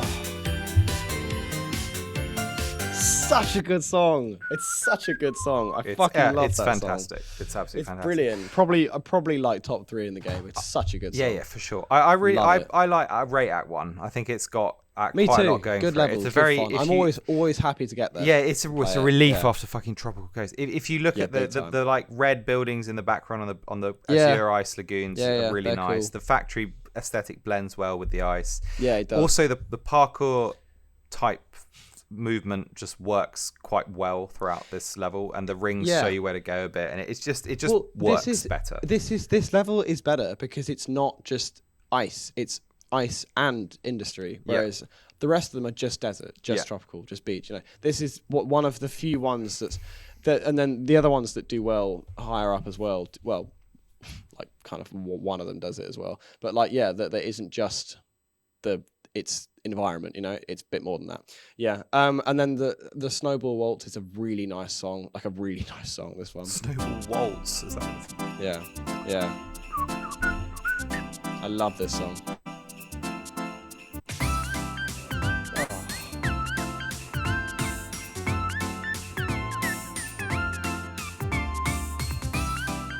Good stuff. I love this bit.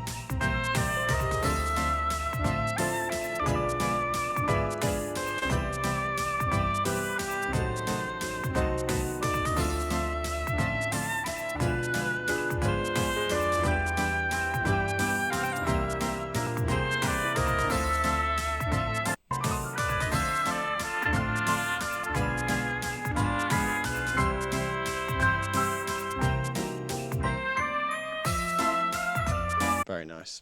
Yeah. It is lovely. Yeah. And then the casino shit. It's okay. That's the trick. Yeah, decent.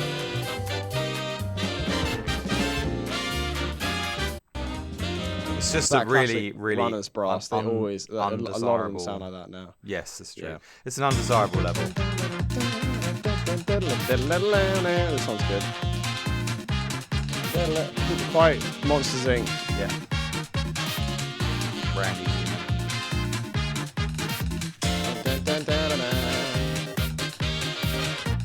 That's great, that bit. Yeah, good stuff. Okay, cool. Yeah. I actually just like this level a lot. It would honestly probably be first if it wasn't for the Snowball Nightmare. The Snowball kills like, it. It's not. It's not okay. Out of place, kind of bit rough. Yeah. If they continued what they set up in Act 1 with Act 2, 3, and 4, it would be probably at the top. But unfortunately, agreed. The Snowball level is criminal. It's it is. so unfun and so crap. Irritating. I hate it when you have to jump on the vent that's pushing you up and down. Yeah, that's really irritating. And then the whole thing. The insta kills. It's just it's bollocks. Yeah. Third place. Third place. I've got Windy Hill. So do I. Oh wow. Unheard of. Wow. We're so insane. Crazy correlation. We're so insane. Crazy correlation. Yeah. Interesting one. Actually, I mean, before Chuck we on the say tube. anything, fucking hit it, mate. This is such a banger.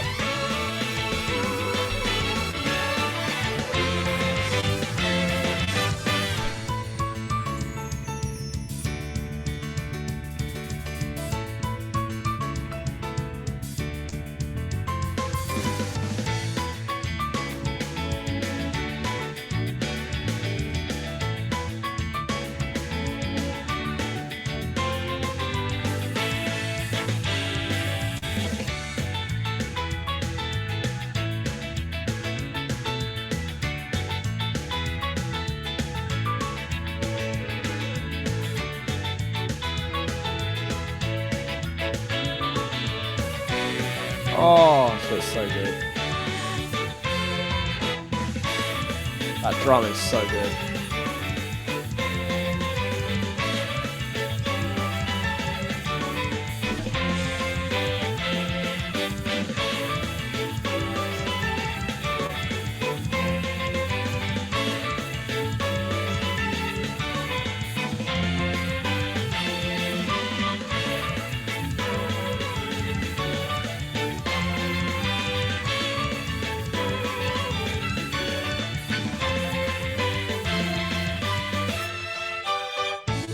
It's actually so good. It's it's criminal. It's such a good song that.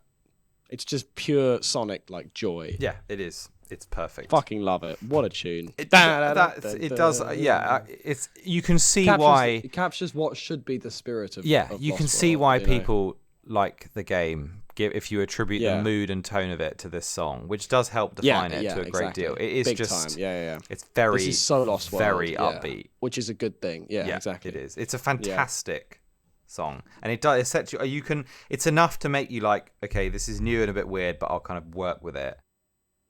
It's before the tedium kicks in. You're exactly. Like, Yeah. It's like it's nostalgia for the pre full game experience, where by the end you're jaded and fed up with it. The actual levels themselves, although if we're still on music, as much as I love that song, let's also actually play think the second one. The second one is my favorite. Yeah, like fair. This is it.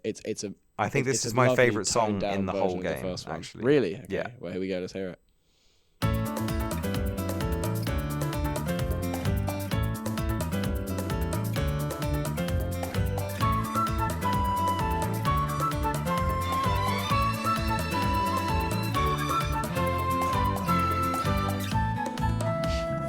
It's very 06 and Unleashed coded. This one. It's also like this would be someone's childhood like happy place. This song. Yeah. The nostalgic value is massive. This bit's so good.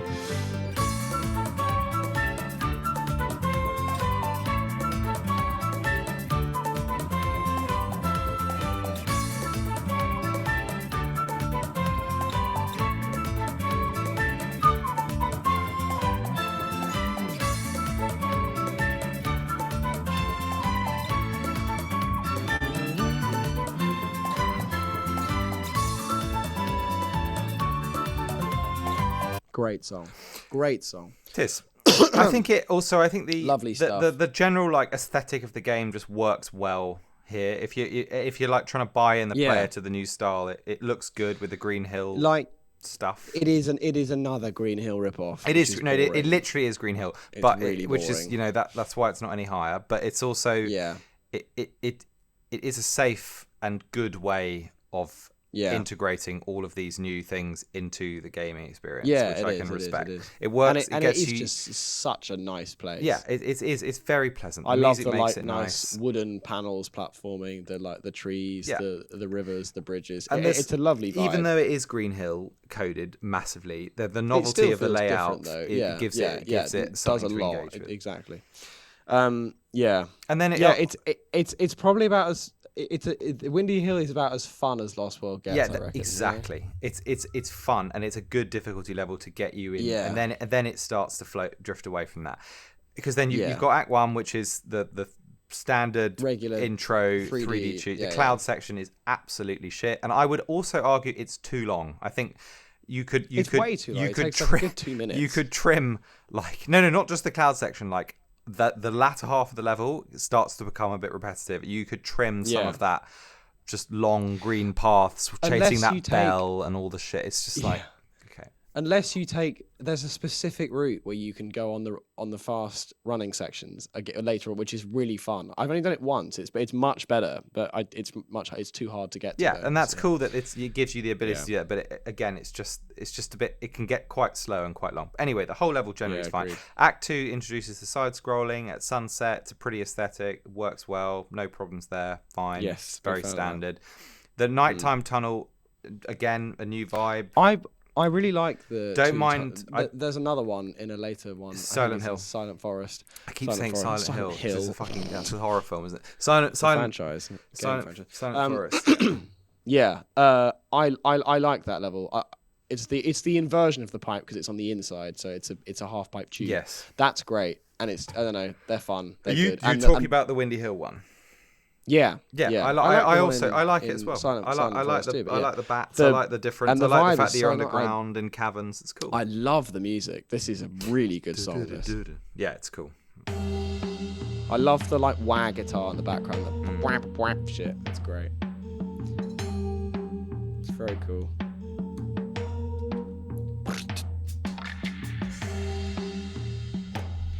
A bit of tech, drum and bass kicks in at some point.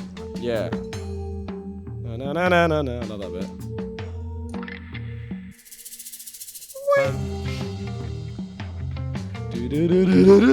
It's great fun.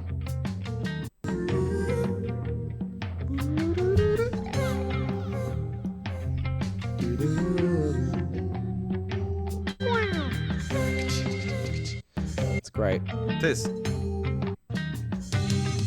I love this bit.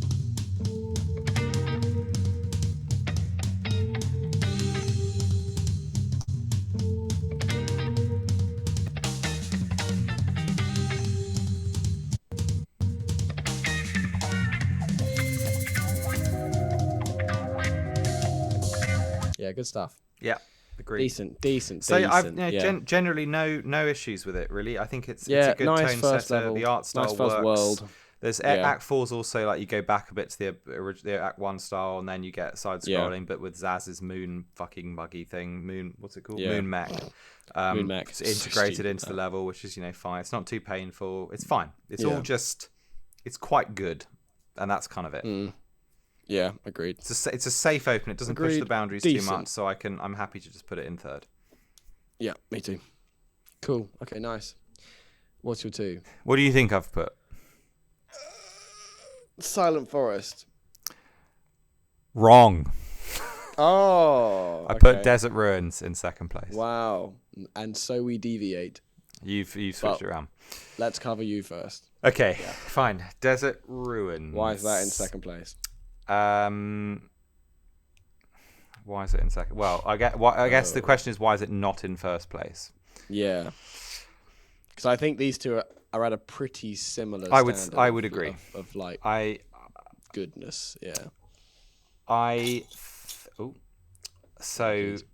think Silent Forest just has a bit more of a like well-structured challenge than Desert Ruins, and I find frankly the overwhelming impact of the fat Zeti doesn't help, and it doesn't help. Yeah, what? And the goth does. I find him more bearable because the integration of the stealth mechanic is genuinely interesting, and there are other elements to that level, which we'll talk about when we get there. So Desert Ruins, as a recap, we've got Act 1, which is a very sort of overwhelmingly massive like desert expanse, which switches between desert area and temple area.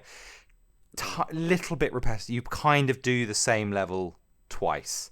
You go desert, temple, it's the desert, same as the Lava temple. Mountain structure. It's it's actually a bit repetitive, and I always think, oh, this is cool, desert, and then I find myself really not really enjoying it at all because it's the mechanics are a bit awkward, and it's a bit stunted, and you can't really get any speed, and you get hit relentlessly. The worms are a lot.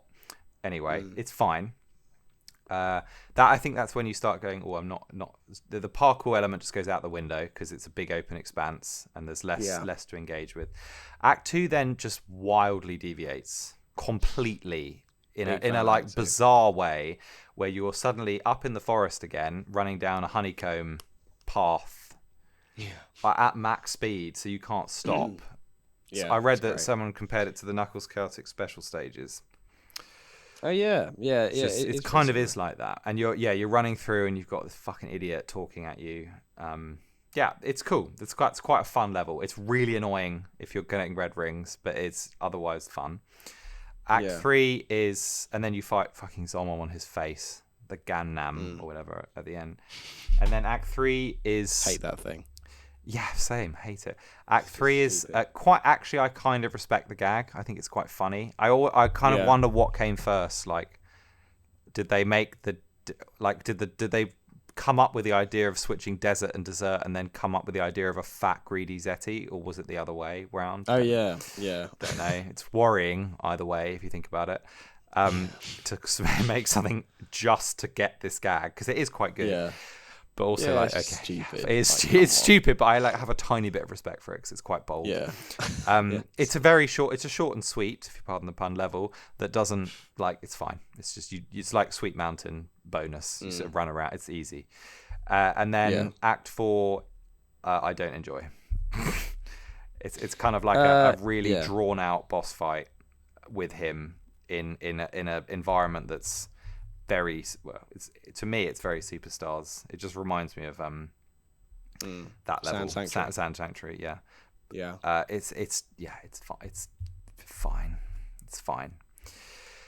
I like the variation between the levels. I think that's cool. And obviously, as I said, each level has its own theme, which adds more contrast to each one. It's colourful. If you can, it does help buy in further to the art style, and I think the desert aesthetic does work with it. It is repetitive. At times, it is frustrating, but it definitely one of the less offensive ones. I just think it's got an edge. It's more memorable. It helps define the game more. Yeah, than basically all of in what it's doing. Yeah. And I respect the diversity in the different levels. Yeah, agreed. Yeah, then I'll talk about the music. Yes, you can talk about music because it's so good. The music's great. Yeah, the music's really good. Yeah, but yeah, I don't know. Yeah. I didn't like the actual funness of playing those levels. Restricted it from being in first place. Yeah, fair. Interesting and fair. I mean, for me, these two are pretty interchangeable. I would agree. I get a similar amount out of both of them. Yeah, I agree. Yeah. Yes. It depends on the day, really. But Silent Forest is lower because there are genuinely. The spider gimmick goes a long way in like taking you down. So that's in the first.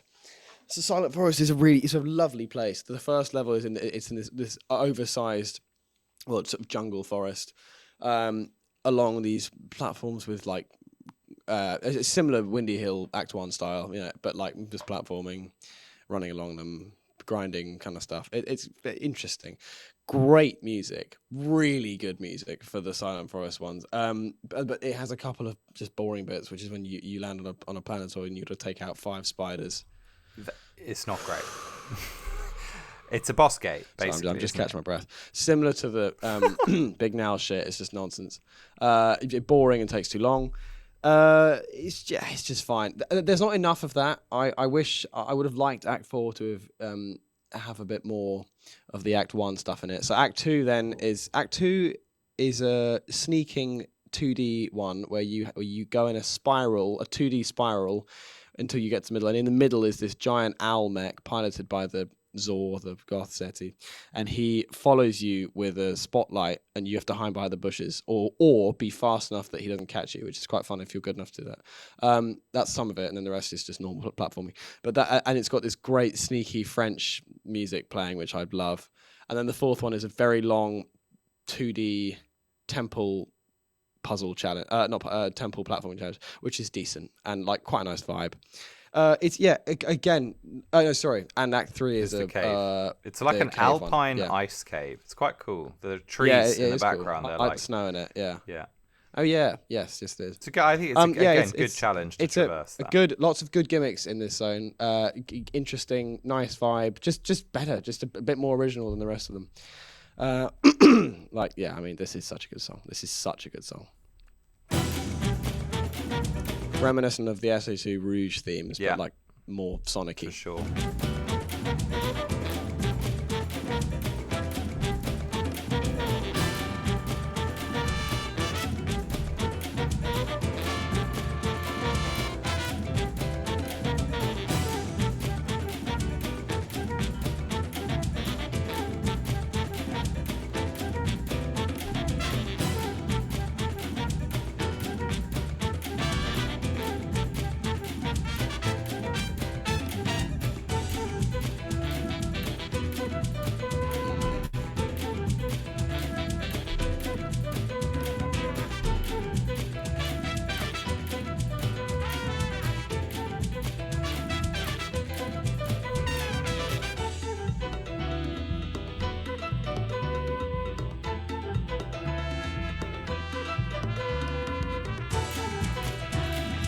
Good stuff, that.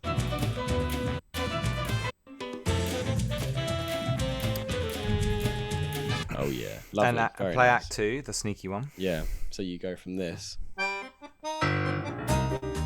This is so good.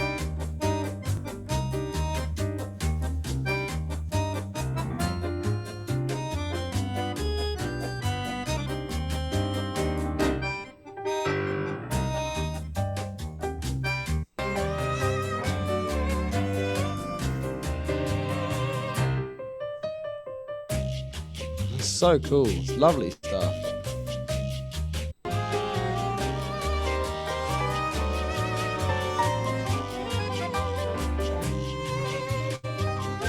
Love it. And then part 2 of that zone, which is when the spotlight bit starts, it goes all sneaky and quiet. It's great. The level reminds me a lot of Road to Ruination, I think it's called, from Crash 2. Yeah, I know what you mean. It looks just like it. It's got that like jungle temple aesthetic. Yeah. And at night, yeah. Yeah, it's nice. And then for final one, the Zone 4 music is so good. Like, I love this song. Also probably top 3. This is a great, lovely tune. Wah, wah, wah. Wah, wah, wah. Here it comes.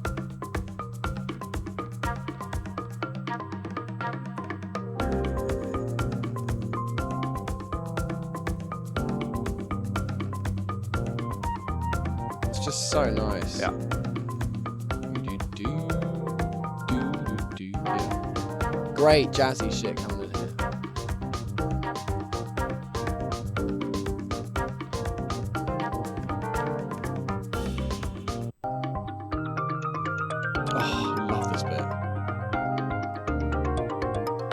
So good. I want more of that stuff. It's fantastic.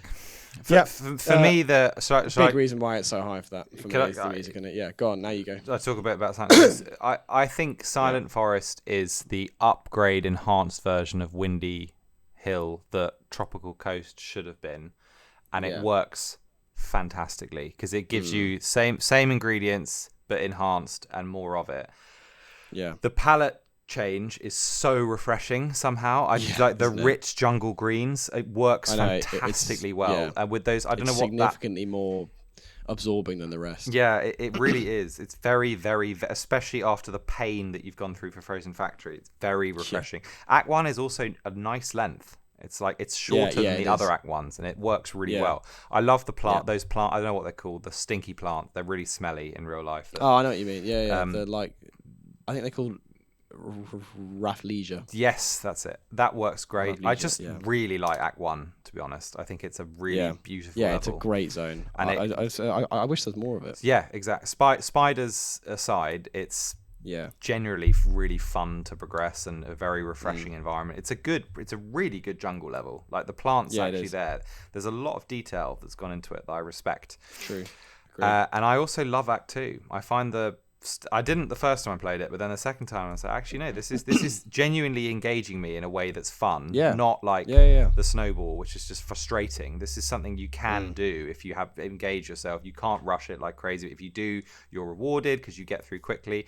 I also just like the sort of unspoken like rules of this level with the giant owls that open one eye when you walk past and the bats that take you off if you get spotted. Oh yeah, the giant owls are great. It's just quite cool. And I like the arena. You the level is structured around a circuit around the owl in the middle. Yeah, exactly. It's a cool idea. I like it a lot. I think it's great. I think for me it's better just a bit in quality than what the desert levels have to offer.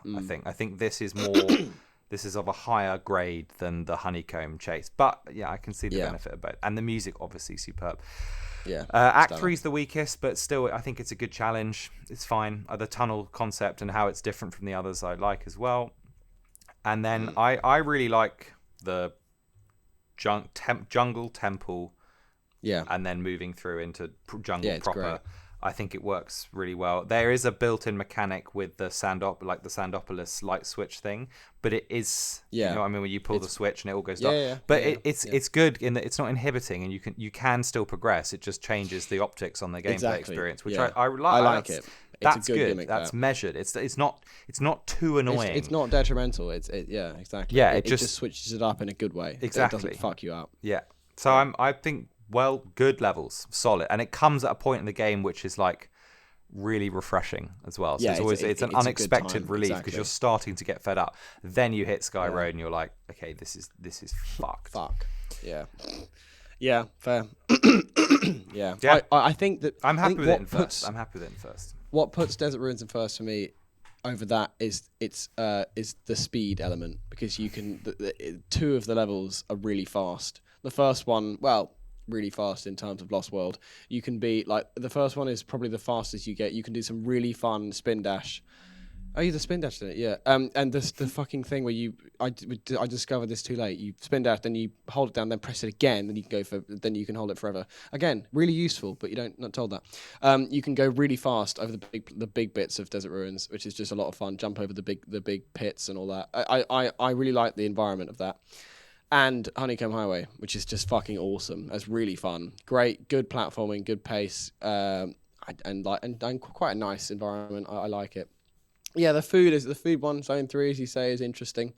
I don't have much to say in it. I don't hate it. I don't love it. It doesn't do much for me. It's fine. It's so random. Great gag. Like, yeah, whatever. Yeah, Desert Ruins. And then Zone 4, I think I quite like Zone 4. Is that the tornado chase one and the drilling? Yeah, it has it's a lot fine. of drill segments, which we know you love. Which I don't mind. I don't love them, but they're fine. It's the best of the worst wisps. And then I like the tornado chase bit. That's just some decent platforming there. It's fine. The reason it wins is because it's faster, and the music of 3 of them is like top notch. This Desert Ruins tune is fucking brilliant.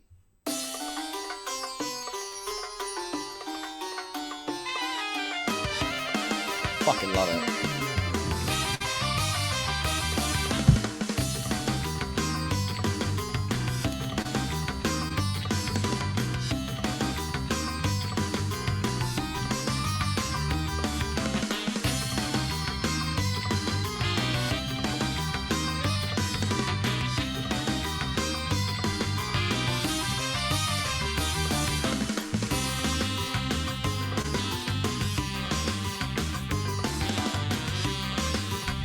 It's a great tune. It's really good. When the next bit when it just runs, it's great.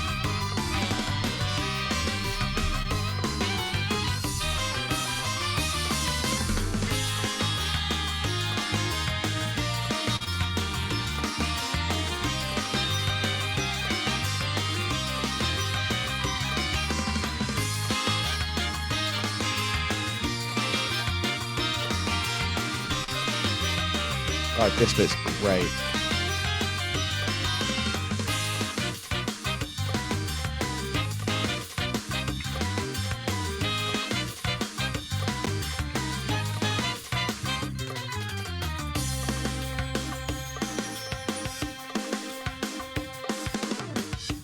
And this. I love that bit, it's great. It's so good. Honeycomb, which rips off, but I'm fine with it. Skyscraper Scamper, it's so good to hear. Big time.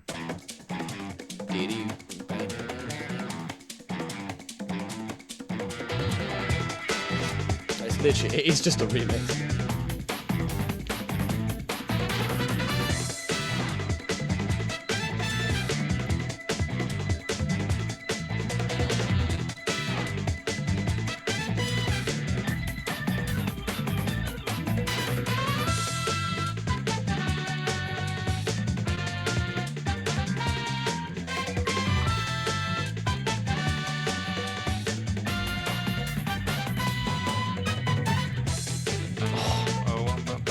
It's so good.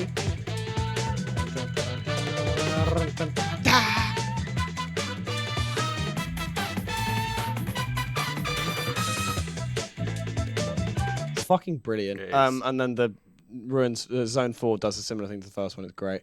Oh yeah. Such a good, like, I don't know. It's quite Latin, but also very desert. It's brilliant. Love it, big fan. And then I've got this weird desert one. It's a good song though. I like that one. Fairyland. Yeah, it's fun. I really like it.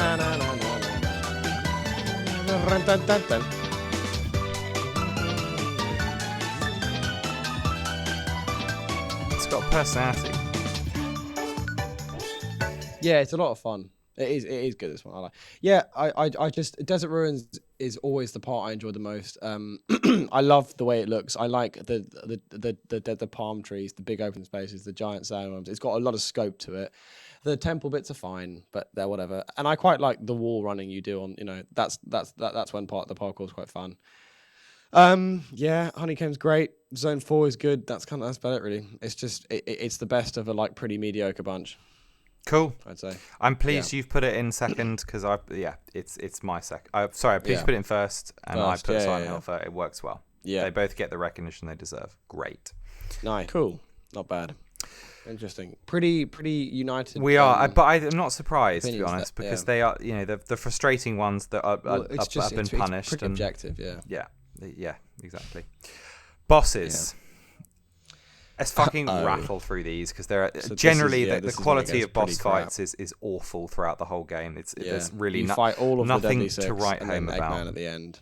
Nah, it's so boring. The structure is that you will face them once. So each Deadly Six you face in each zone, you face them once in Act 2, and then it's a similar gimmick in Act 4, but slightly evolved, not really. And then you face them all again in Lava Mountain Zone in the boss rush and Zone 2.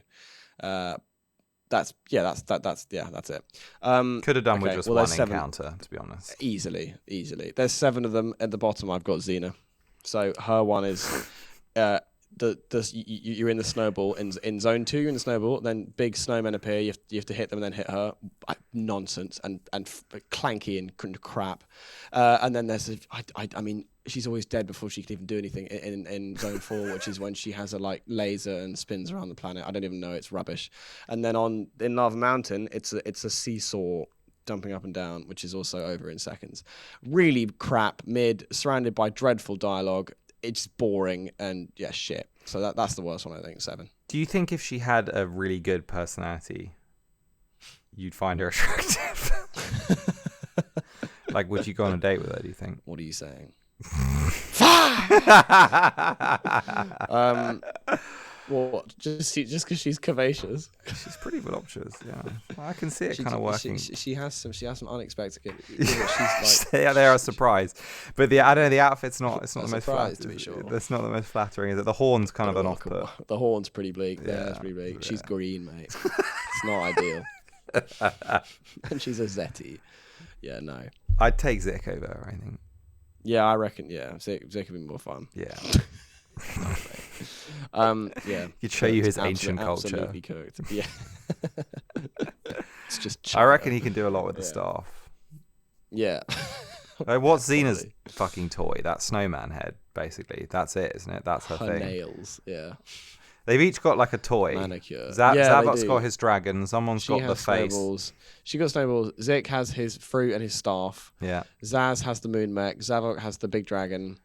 Yeah, Zomom's got that big face. Zor has the owl. That's it. Pretty weird. It's just quote nonsense, mate. It's absolutely I've put Zomon at the bottom. Have you actually? I can't stand. I put him much higher. That boss. I'm sorry. It's Why? So frustrating. With the way the face turns, and I just always hate it. It's slow and frustrating. I actually quite like that one. I don't like it at all. Then above that, I put Xena and the snowman. Incredibly forgettable. Yeah. Well, yeah, exactly. I've had to write down what they all are. Cause I've got Master Zik in 6th place. You have to. It's just so dumb. You have to in the first one. You have to. He's riding a fruit. You have to lead him into a blender, and then you got to hit him. Then he jumps to another planet. Yeah. Then it's basically the same. Isn't he just so pathetic when you homie attack him from behind? He just falls down. Yeah, and he's just scuttling away like an idiot. He's just revolting. And then it's the same thing for Zone 4. Yeah, crap. Let's just actually. What is really good is the Deadly Six theme. I'm a big fan of this song. It is. Great. It's iconic in its own way.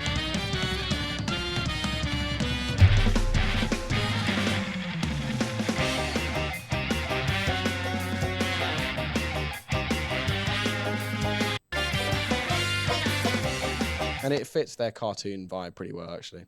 Wait. The best bit's when it goes like... No, this is great. This is great.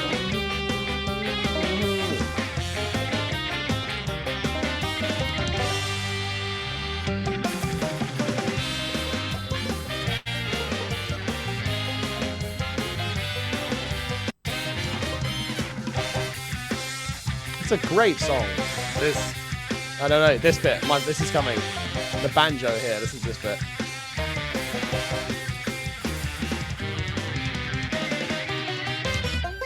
I love that bit. This song captures the what also part of the appeal of Lost World, which is because like, what is that? It's quite like ritzy kind of 50s cartoony comic-y villain vibe, you know what I mean? Yes, I know what you're getting at. Which you kind of feel in the like cartoony comic-y art style. It is a bit comic-y, the game, which gives it a kind of charm, and this song gets that feel. It does, but it's kind of vague and hard unfortunately to feel, like, it doesn't translate particularly well No, as a not package, really. but I know what you're saying. Yeah, Zix in sixth place, rubbish. Yeah, boring. Zix in fifth. Mid. Zik is in fifth. I've got to find that for you. It's so funny. Zik is in fifth place for me. Yeah, it's bearable and quick. that's it. You know what's coming The next? hell is even that? You know what this is? Every two-headed barnacle rank, there's two of them. So good. And it's the like green creature from 2009 that's on the like slave cart thing. Yeah, and then the fusion. And then a proto-dax. Yeah. It's so good. Oh. Mid! Anyway. Okay, yeah. Bosses. What was your sixth one? Zik is in fifth. I've got Zomon, Xena, and Zik in that order. That's stupid. Fucking names. nonsense. Yeah. Okay. I've got Zaz in fifth, because the boss is just ridiculously easy. It's so easy. He chases you with a moon, and then they drop projectiles. He's dead in seconds. I have Same more thing later. association of the Moon Mick with Dash. Sonic Dash on the iPhone than Yeah. anything else. But yeah, it's a weird design. I don't mind it. It's kind of cool. Yeah, it's fine. It's just weird, very and odd random and silly. Yeah, just odd. Then I've got that's fifth. Then I've got Zavok in fourth place. I'm like one behind you on everything because I put Zomon so low. So yeah, I put Zaz in fourth place as well. Okay, it's just really straightforward. I think Zavok is a decent challenge, basically. Yeah, he's my third place. Okay, by the way. yeah, I like his I like how he's like it's like hand-to-hand combat with him. He's like punching you. Yes, that's interesting. Quite rare as well. And then the like dragon snake fight is okay. Frustrating at the end with the stupid punch. And then what is it? And then giant Zavok's like fine. Again, good idea for a boss, but it's not original, so it's a bit like when you bounce on the blocks in Lava Mountain, that's quite cool. Yeah, and he gets his own theme, which is like his own boss theme, which is a decent theme, fairly iconic. What's it called? This one. I like how it starts. You know? Yeah, of course. It's remixed in full strength. It's just it's undeserving for how lame he is. Yeah, exactly. Don't you hate his fucking blue quiff? Yeah, it's really weird. It's really just like stupid. I don't like. Nasty I just fat don't. tail, I find him just so uninteresting as nothing. Okay. He's my fourth. Wait, so what's your fourth? Zaz. What do you mean your fourth place? Zavok is in my fourth place. Are you sure he's not your third place? Yeah, mate. Xena, Master Zik, Zaz, Zavok. Master Zik. I like to refer to. All right, I've got Zomon, Xena, Master Zik, Zaz, and then in third place Zavok for the reasons you just said. I've got nothing else to say on him. Yeah. Okay. Third place, I've got Zor. Third place, you got Zor. Yeah. I like the owl fight is good. Where you have to it's not good to the stretch, but where you have to hit the projectiles back at him, and then same. That's like reasonably interesting. It's like it should be the standard for a boss of this type of game. It's like got a decent challenge and it's over quite quickly, so I'm fine with it. Yeah, and then you got to turn the lights on and hit him as he's dicking around in the temple, which is really stupid, and again over in seconds. And then you got to climb the platforms and just hit a switch in Lava Mountain, and he dies immediately. It's so stupid. But it's a little bit more inventive than the other ones, which is why it's in third place. Yeah, he's my second. The owl in the background is quite a fun, odd spectacle. I think the owl is they're like holding up the dead owl. Like whatever. It's not trying to be edgy. It's stupid. I think it's I like the whole owl thing. I think it's a cool vibe, and it's quite threatening with its eyes. I can see that being it's not spooky, but it's got it's got a little bit of something to it. It's kind of interesting. Yeah. Okay. What's your second place? That's my third. Okay, I've then got Zomon. Why do you like this boss? I really like the falling cube. I like it when you start falling at him and have to dodge it. In Honeycomb, that's quite cool. And then you land, and then the like rotating. I don't know. I don't mind it. It's a good like. It's a decent challenge. You have to. But then when the fourth one, he and then I like jumps around like a fucking spaz. Yeah, with a tornado. I don't know. I don't mind that. You can kick him, and then there's the like drill chase is quite fun because he's this massive thing just barreling through the ground. It's not too bad. I don't know. He's actually. amazingly athletic for his size. He is weird. He's weirdly high, but I remember thinking, no. This is a standard above the rest. I'm not really sure why, but maybe play it yourself and see. Fine. I don't know. Yeah, but he's I mean, not at all reflecting their characters. By the way, the ranking would be very different because he would be at the bottom. Yeah. But I think his boss isn't too bad.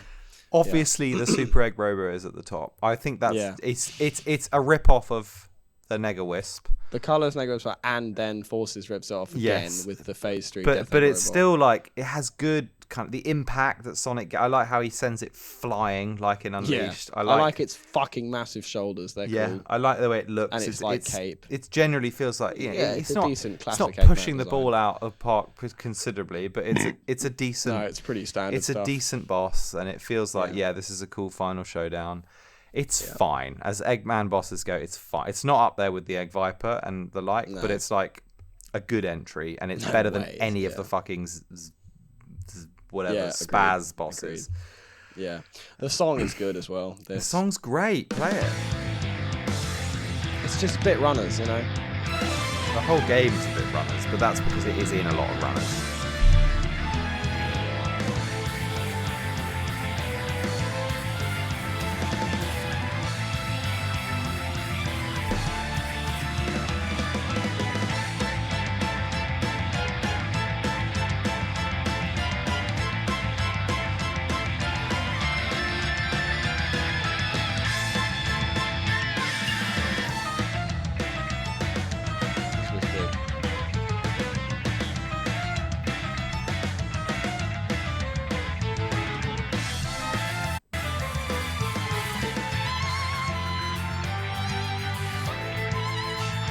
Weirdly, it's quite strange, intense, yeah.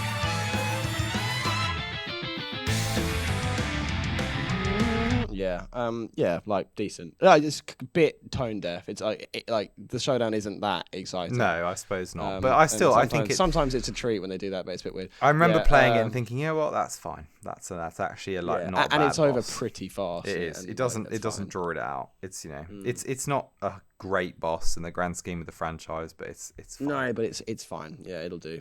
Yeah. So there's obviously thank God. So there's obviously no special stages, but there are DLCs that got released as in the Deadly 6 edition and only for the Wii U, and you can play them on the PC version with a patch. Hang on, before we get into them, there's just like rather than special stages, if you get all the red rings, you unlock Supersonic with absolutely no ceremony. It doesn't even say you've unlocked Supersonic. You just play a level and then 50 rings, then he's there. He's the same except you can boost rather than spin dash. And he's which is kind of what the game should have been anyway. Yeah, and it's pretty boring. There's nowhere to use him. I think it's one of the least remarkable when you unlock Supersonic at the end, and then there's just nothing. And to do you have nothing. That's really boring. It's just thoughtless. It's daft. Yeah. I like how the Chaos Emeralds appear on the map once you get them. That's quite nice. But again, apart from that, whatever. Yeah. So whatever. I don't love the map. I think it's like a bit. I don't mind it as like level select maps go. It's fairly interesting, but it's pretty mid.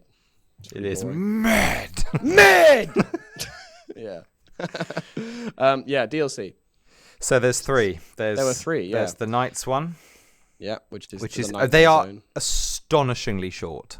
I always like really short. The Knights one is basically a boss rush. Each of the Deadly 6 go on one of the bosses that is in the original Knights. The iconic Knights bosses, yeah. But it's cool to see them in glorious 3D, especially the Zavok. It has an absolute banger as the music. Oh, the music is amazing. I think hang on one sec. The like Zavok riding around on the big green. I can't remember what it's called. The giant snake thing that's like the third boss in the original game. I think. Yeah. It's quite neat, isn't it? How they like map on the Deadly 6 onto each of the bosses. It's kind of cool. And Wiseman looks amazing as a huge thing. It's great to see Wiseman. You don't interact with him, but he does look cool. He landed his hand. Yeah. Yes, the music is outrageous. Yeah, it is. I'll play it. Go on. Okay.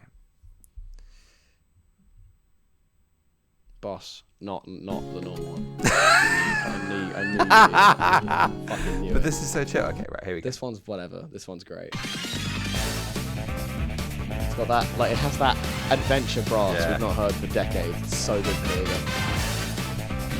Turn out.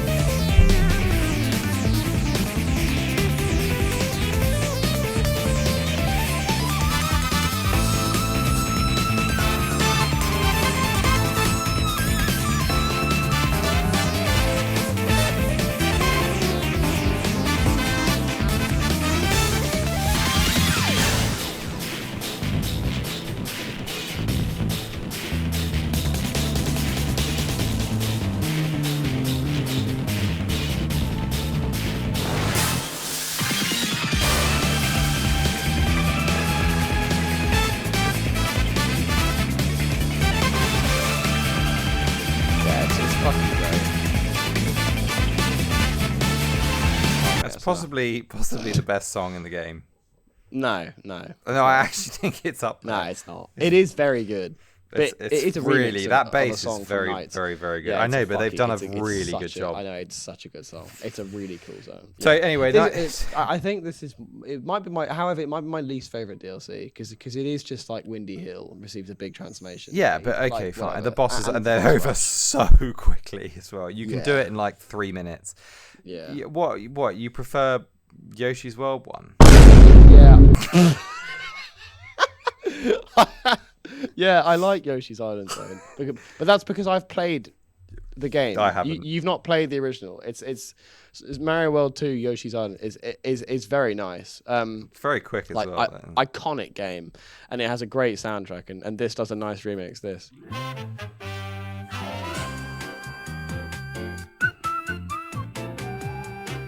Like this is just for just for FYI, this is remixing this. Yeah, okay, so it's quite a considerable upgrade. Yeah, but this is such a vibe though. Yeah, it's nice. I can Like, see that sweet, being nice nostalgia. level. It's pleasant. Not much to say really with it. It's all right. I like how you can collect the flowers and the eggs just like in the original game. Yeah. Yeah. And then did you play? This is what. Oh yeah, of course.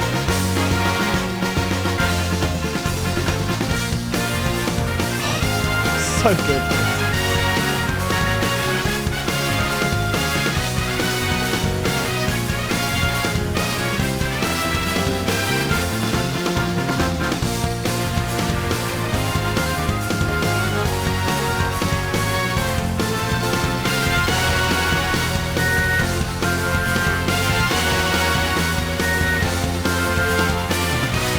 It's great. Yeah, it's a brilliant song. It's really good. I love that DLC. I only played Zelda Ocarina. Oh, fucking hell. What's it? Ocarina of Time. Yeah. Earlier this year. Which is plenty to give you appreciation for this. Yes. It's so cool, this. It's correct. I'd never seen this before in my life. Neither have I. It's so I knew that there was a Zelda DLC, but I did not know it was literally mini open world. Yeah, in you run Hyrule around Field. It's so Hyrule- cool. You're in this gorgeous field. There's a lake. You've got the like little Deku thingies coming out. And No, it's shooting literally seeds at like you. it's so cool. It's clever how it subs into the Lost World mechanic and Yeah. world.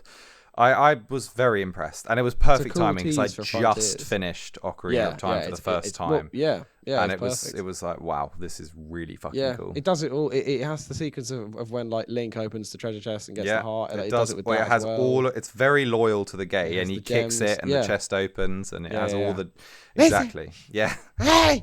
Yeah. Yeah. And then it's and then you go underground and there's the cave bit, which is really cool as well. Like the dungeons, it captures What's the that? two What's key that elements of music? the It's this, of isn't the it? Zelda bit. I think it's from one of the Wii games. Yeah, I remember that one. Yeah, it's not from Ocarina of Time.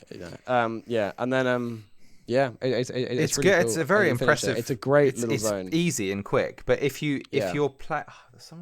playing it, it's very helpful for unlocking something because you get loads of something if you play those DLCs. Flickies, I think. It's flickies, which helps you unlock which you need like to upgrades unlock, and which shit. didn't affect me at all. No. Not upgrades, as in to unlock like levels. I think you need flickies to get to the next. Oh right, which I think fine. you naturally do, but like the hidden world ones, you need a certain amount. Yeah, so doing those DLCs gives you a shit ton of them. Also a pointless gimmick. Completely we don't need that. That's and rubbish. It's a criticism of Unleashed of the moon medals. Like, why would you bring that back?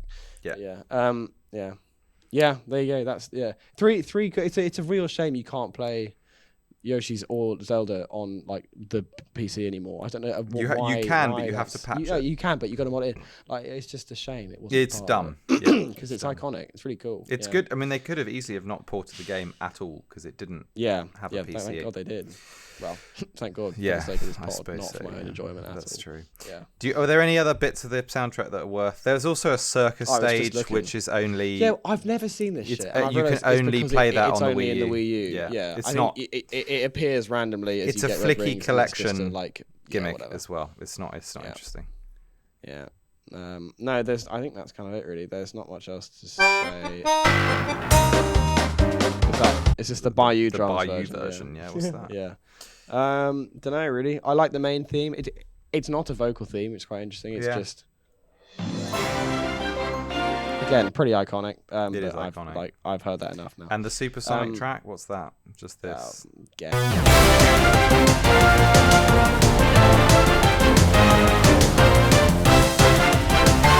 That's fine, isn't it? It's fine. Yeah. That's it really. That's all I have to say on it. I reckon. But playing it just sentiment. Playing it again without the story cutscenes, just the levels was actually quite fun. And finding the red rings, I quite enjoyed it. I think once you're adept enough at it and you get the hang of a lot of the mechanics and you accept the game for what it is, there is more to be enjoyed there. But all of its faults, I think, are laid bare. And it's not a high caliber entry in the franchise overall. It's like it's lower mid or mid. It's just mid. Like just below average, I reckon. Yeah, I would agree. Which will probably be reflected in the final ranking. Well, let's see. So let's do the final ranking. Hopefully. Yeah, so we got concept, gameplay, entertainment, location, soundtrack, art style. Total is at a 60. Each one's out of 10. Okay. Concept. So currently I won't read them all out. We've obviously got every episode that we've done is ranked. Currently, Adventure sits in first place, with 60 out of 60. Yeah, perfect. And then at bottom place at the moment is Sonic 4 Episode 1, which has 11 out of 60, so quite big. So low. And then there's lots in between. So Superstars is second last at the moment, followed by Forces, Gens, and then at the top we've got Shadow, which is so contentious, and Sonic 2. Yeah, a 16-bit Riders, Crossworlds. Crossworlds did very well. Heroes, etc. So let's see where this sits. Yeah, good. Okay. Concept. It's the parkour. It's the decision to change. No, that's gameplay. That's gameplay. Concept is the story and the general fundamental vision of the game and how it fits in. Yeah, that's what I mean.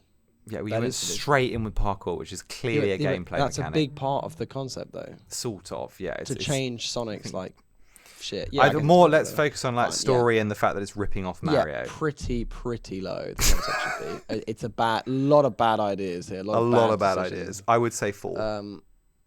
I may even go lower than that. I despise the Deadly Six. They are an insult to the franchise. They're so awful. So Forces got 2. Superstars got 3. Forces got 2. Yeah, we really didn't like the story. It's fair. Yeah, it's not right. No, that's completely fair. This 4's too high. 3.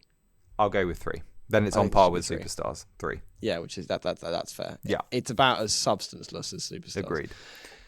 Through gameplay, it's tricky because it's inventive and it is stimulating.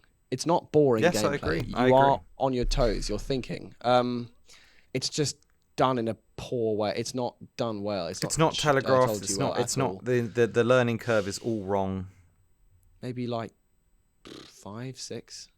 Yeah, I'm just trying to look for analogy. So I guess Forces got 6, Superstars got 5, Rivals got 5. It's somewhere around there. It's either Forces, a 6 or a 5. 6 feels too high. I'm tempted to say no. Forces is 6 is correct. The gameplay is not. It's not that bad. Yeah, I suppose. I would say 6. I think. Yeah, I was thinking 6 as well. I think 6 is right. Because also the gimmicks. There's so many gimmicks, and like it's very varied. Yeah, 6. 6. Yeah. Entertainment. It's 4 or 5, I reckon. Yeah, I reckon a 4. What else got 4? Drift. 4 or 5. Nah, it's more fun than Drift. Rivals got 5. Sonic 1 got 6. It's a 6 or a 5 for me. I think it's Boom 6. got 6. 6. This is a 6. I do like I said, I enjoy playing it. Okay. The story really hits it, but 6, like actually I agree. progressing through it's quite fun. Locations, again, they all look nice, but conceptually they're incredibly That's art style, and though. unoriginal. Yeah, and also Yes, we yes, you're should right. factor in the tube worlds, which aren't great. It's Honestly, 3. oh, you really that low? Well, they're so boring. Gen's DS got 4. Forces got 5. Superstars got 5. Yeah, 3 or a 4, maybe a 4. They're not 4. great, are they? But the jungle, so there's boring. so Windy Hill is just Windy Hill Green is Hill. nice, but it's the just Green desert's Hill. kind of okay. Desert's whatever. Silent Hill has the best environment. Silent Forest, yes. Yeah, Sorry, Silent Forest. Tropical fucking Coast hell. is like It's Mario so ripoff. mid. That's nonsense. Frozen Factory's got merit. Frozen Factory's good. Factory and Silent Forest Are boost the it. two that yeah, and then Skyroad no, Love Mountain no, Hidden World whatever. So yeah, like no 4. I think that warrants a 4. But like it would be a 5 or 6, but because they're copied, it should be 4. criticized. I think a 4. 4. We can maybe move that if need be, but I think 4 is good. Soundtrack, like really good. 8 or 9. Yeah. Is Is it as good as Crossworlds? Yeah, I think it's no. I honestly think it might be better than Crossworlds. Crossworlds got 9. It's too high. I think it should have got an 8. No. I agree with 9. It's really good.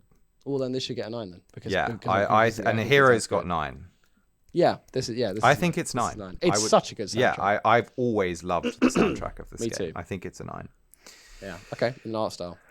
I like how it looks, but I hate the design of the Deadly Six and other things. Yeah, it's mixed. It's sort of sitting around the maybe 6 a 6 level. or a 7. Maybe a 6. 6. But it's very pretty. No, but it is really it is a nice pretty looking game. Everything is usually very high. So there aren't any. There's literally not. The only 7 is unhelpful. Is Sonic 1 Game Gear. Yeah, that's not helpful at all. No.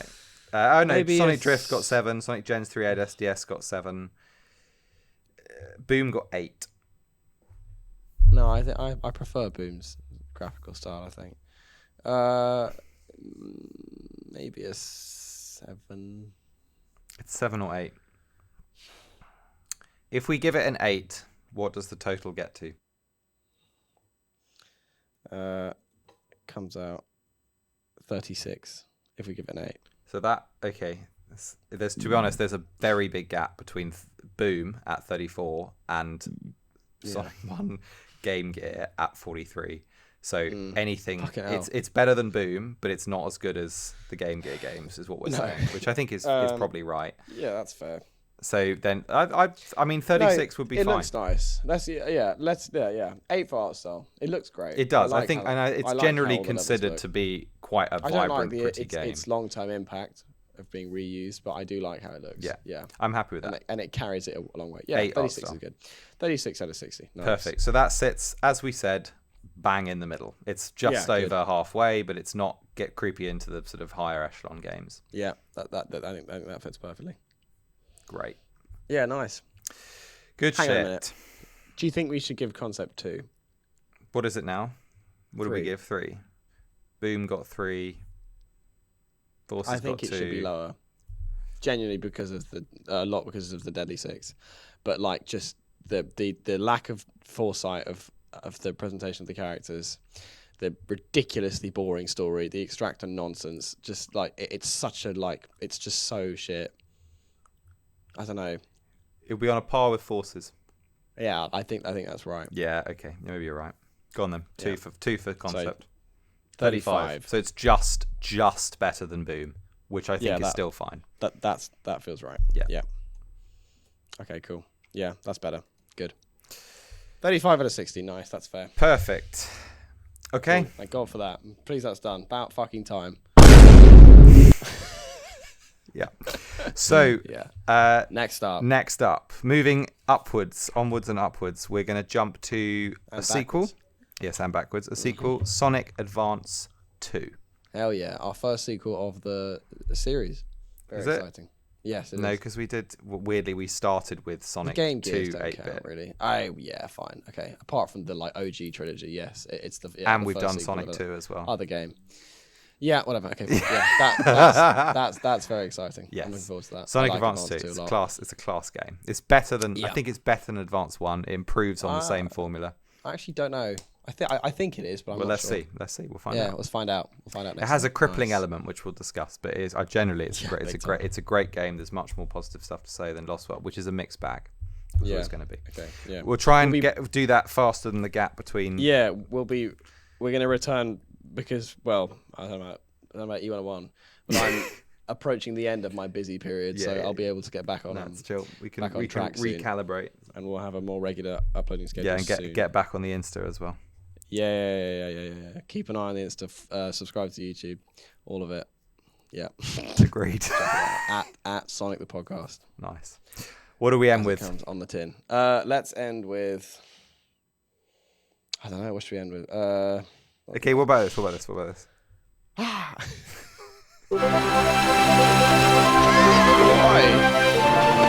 Oh yeah. We could do the rhythm one. Yeah, okay, fine. Let's have it end on the rhythm. All right, we'll end on us getting the rhythm wisp. Fucking musical notes flying away.